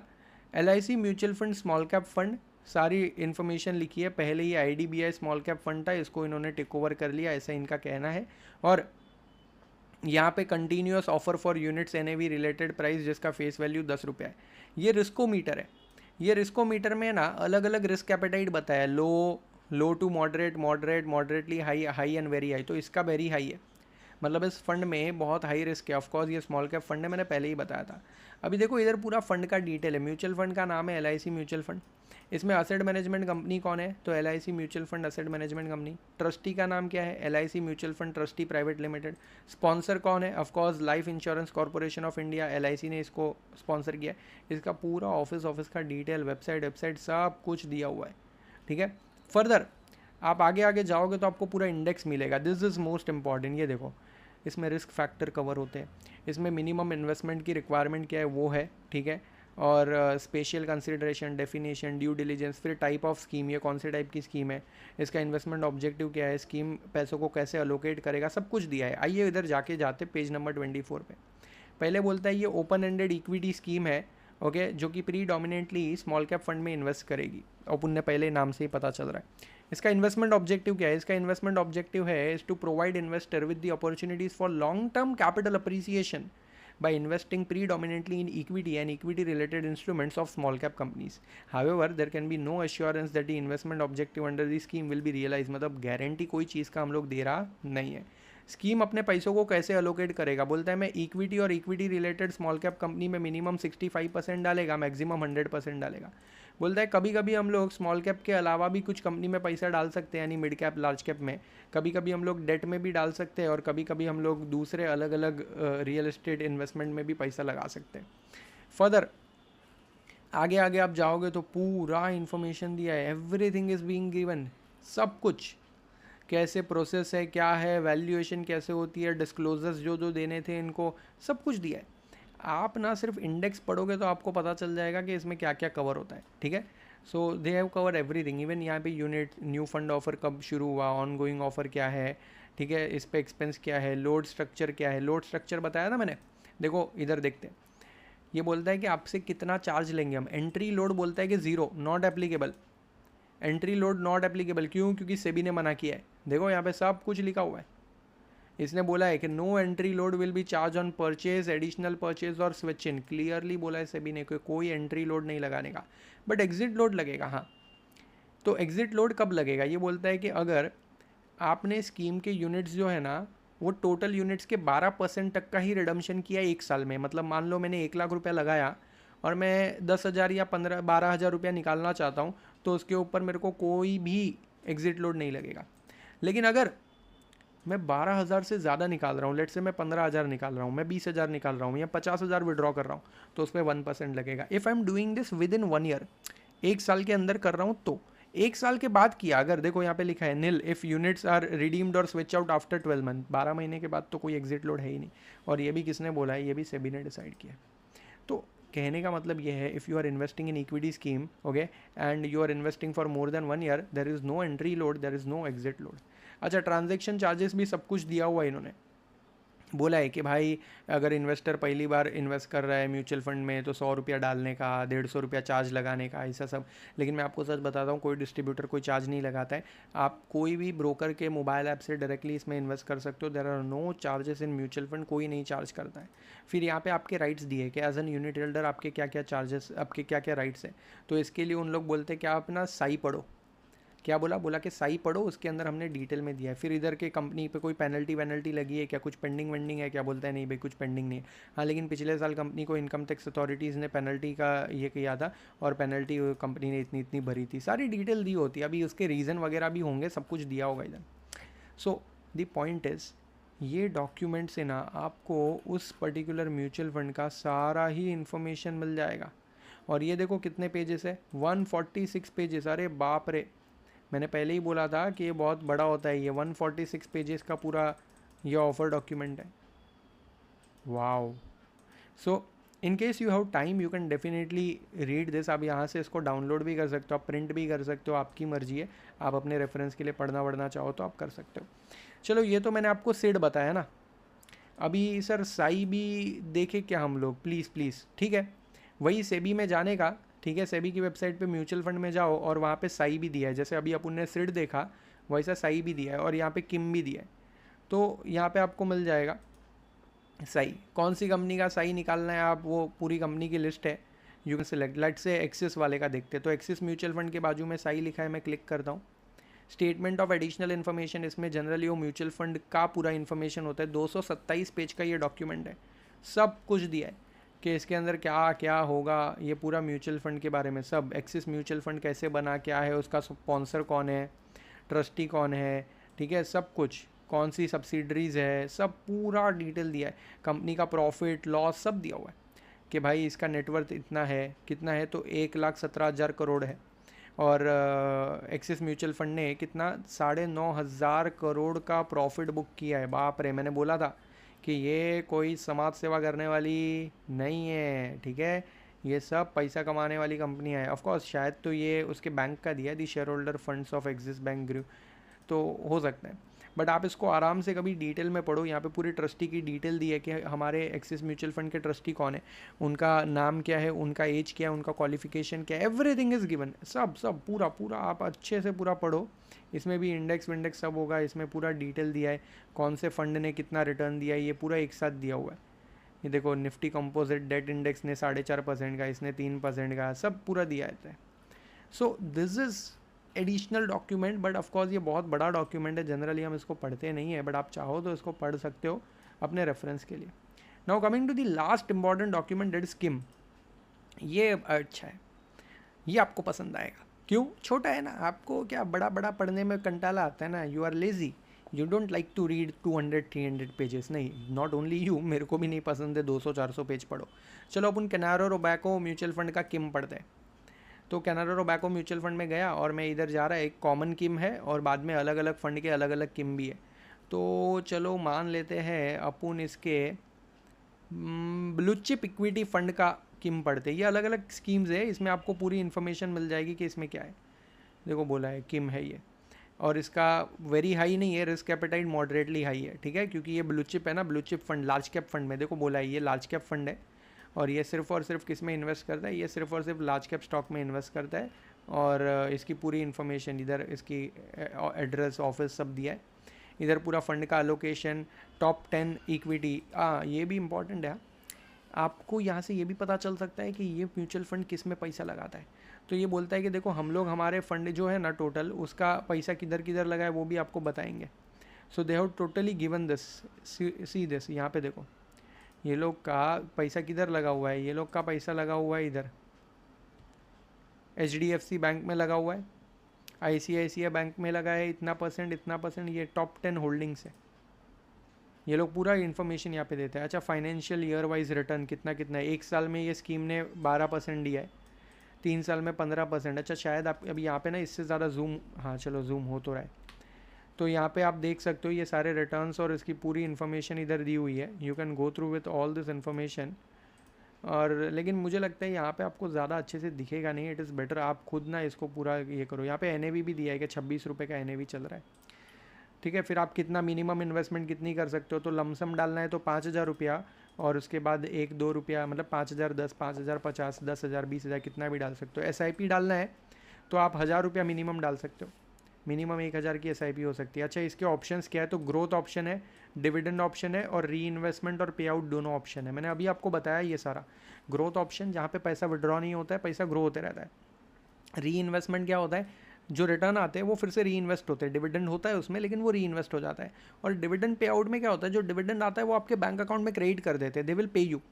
सो आपको पैसा चाहिए नहीं चाहिए उस हिसाब से आप प्लान कर सकते हो। अच्छा इसमें 2 है, एक रेगुलर एक डायरेक्ट। ये क्या होता है, रेगुलर प्लान यानी जिसमें सब लोग इन्वेस्ट कर रहे हैं, डायरेक्ट यानी आप डायरेक्टली, आप किसी डिस्ट्रीब्यूटर के थ्रू नहीं जाना चाहते हो, आप बोलते हो मेरे को सब आता है, मेरे को किसी की हेल्प की ज़रूरत नहीं है, मैं डायरेक्टली पैसा लगाना चाहता है, तो आप डायरेक्ट प्लान में जाते हो। वहाँ पे खर्चा थोड़ा कम होता है, रेगुलर प्लान में थोड़ा सा एक्सपेंस रेशियो हाई होता है, बट वहाँ पे आपको आपका म्यूचुअल फंड डिस्ट्रीब्यूटर जो होगा वो गाइड करेगा, एडवाइस करेगा आपके लिए क्या सही है क्या गलत है, तो वो आपके लिए बेनिफिशियल हो सकता है। Clear everyone? So this is how the whole mutual fund works, and if you want to go through with, आप किसी भी ब्रोकर के मोबाइल एप्लीकेशन में इसको गो थ्रू कर सकते हो। और मैं पर्सनली आपको रिकमेंड करूंगा कि अगर आपकी कैपेसिटी है, अगर आप कुछ पैसे कमाते हो या कुछ पैसे सेव करना चाहते हो, तो कम से कम एक SIP तो स्टार्ट कर ही लो।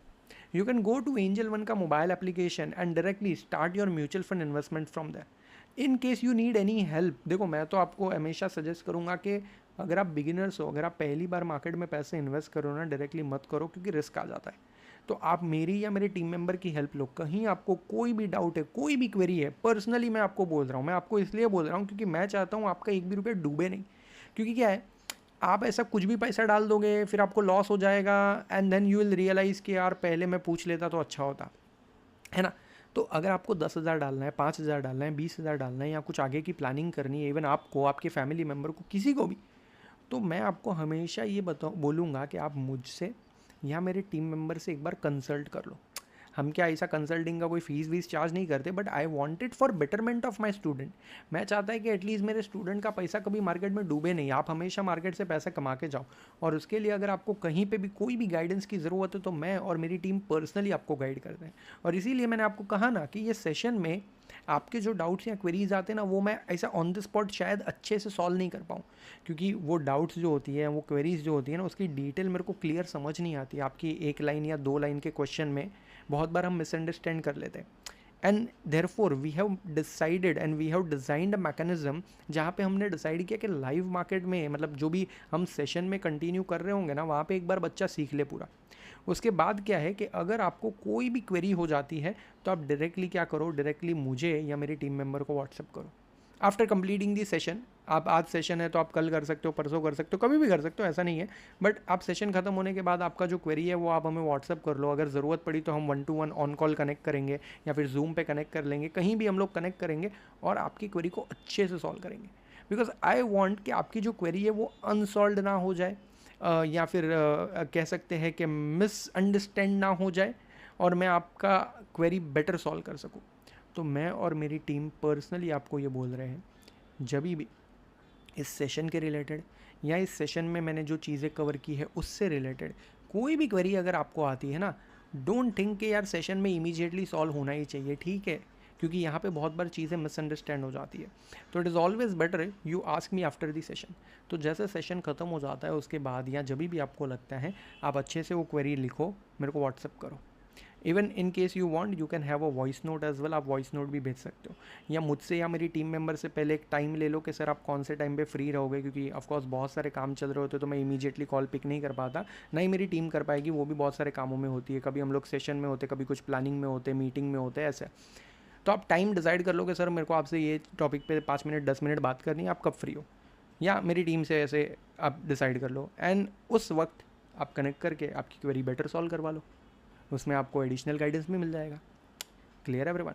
सो आई होप इस सेशन के अंदर आपको म्यूचुअल फंड का बेसिक से लेकर एडवांस तक हर वो पहलू समझ में आ गया होगा, एंड नाउ आप अपनी खुद की म्यूचुअल फंड इन्वेस्टमेंट की शुरुआत कर सकते हो, and you can take bold decision for long term investing, जहाँ आपको ग्रोथ और कंपाउंडिंग का बेनिफिट मिल जाएगा।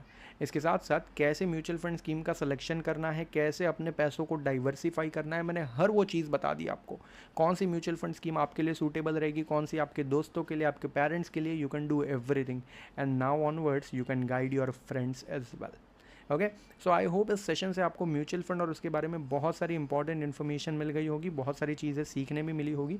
कुछ इंपॉर्टेंट डॉक्यूमेंट्स जो मैंने आपको बताए हैं वो आप सेशन के बाद घर पे डेफिनेटली सर्च करना, गूगल पे जाके ये इन्फॉर्मेशन सर्च करो, आपको वो सारी इन्फॉर्मेशन मिल जाएगी। और अगर इसके बाद भी आपको कहीं पे कोई डाउट आता है, कोई क्वेरी आती है, तो आप मुझे या मेरी टीम मेंबर को कनेक्ट कर सकते हो। Clear everyone? सो आज के लिए बस इतना ही। We are done for the session. Tata, see you, bye bye.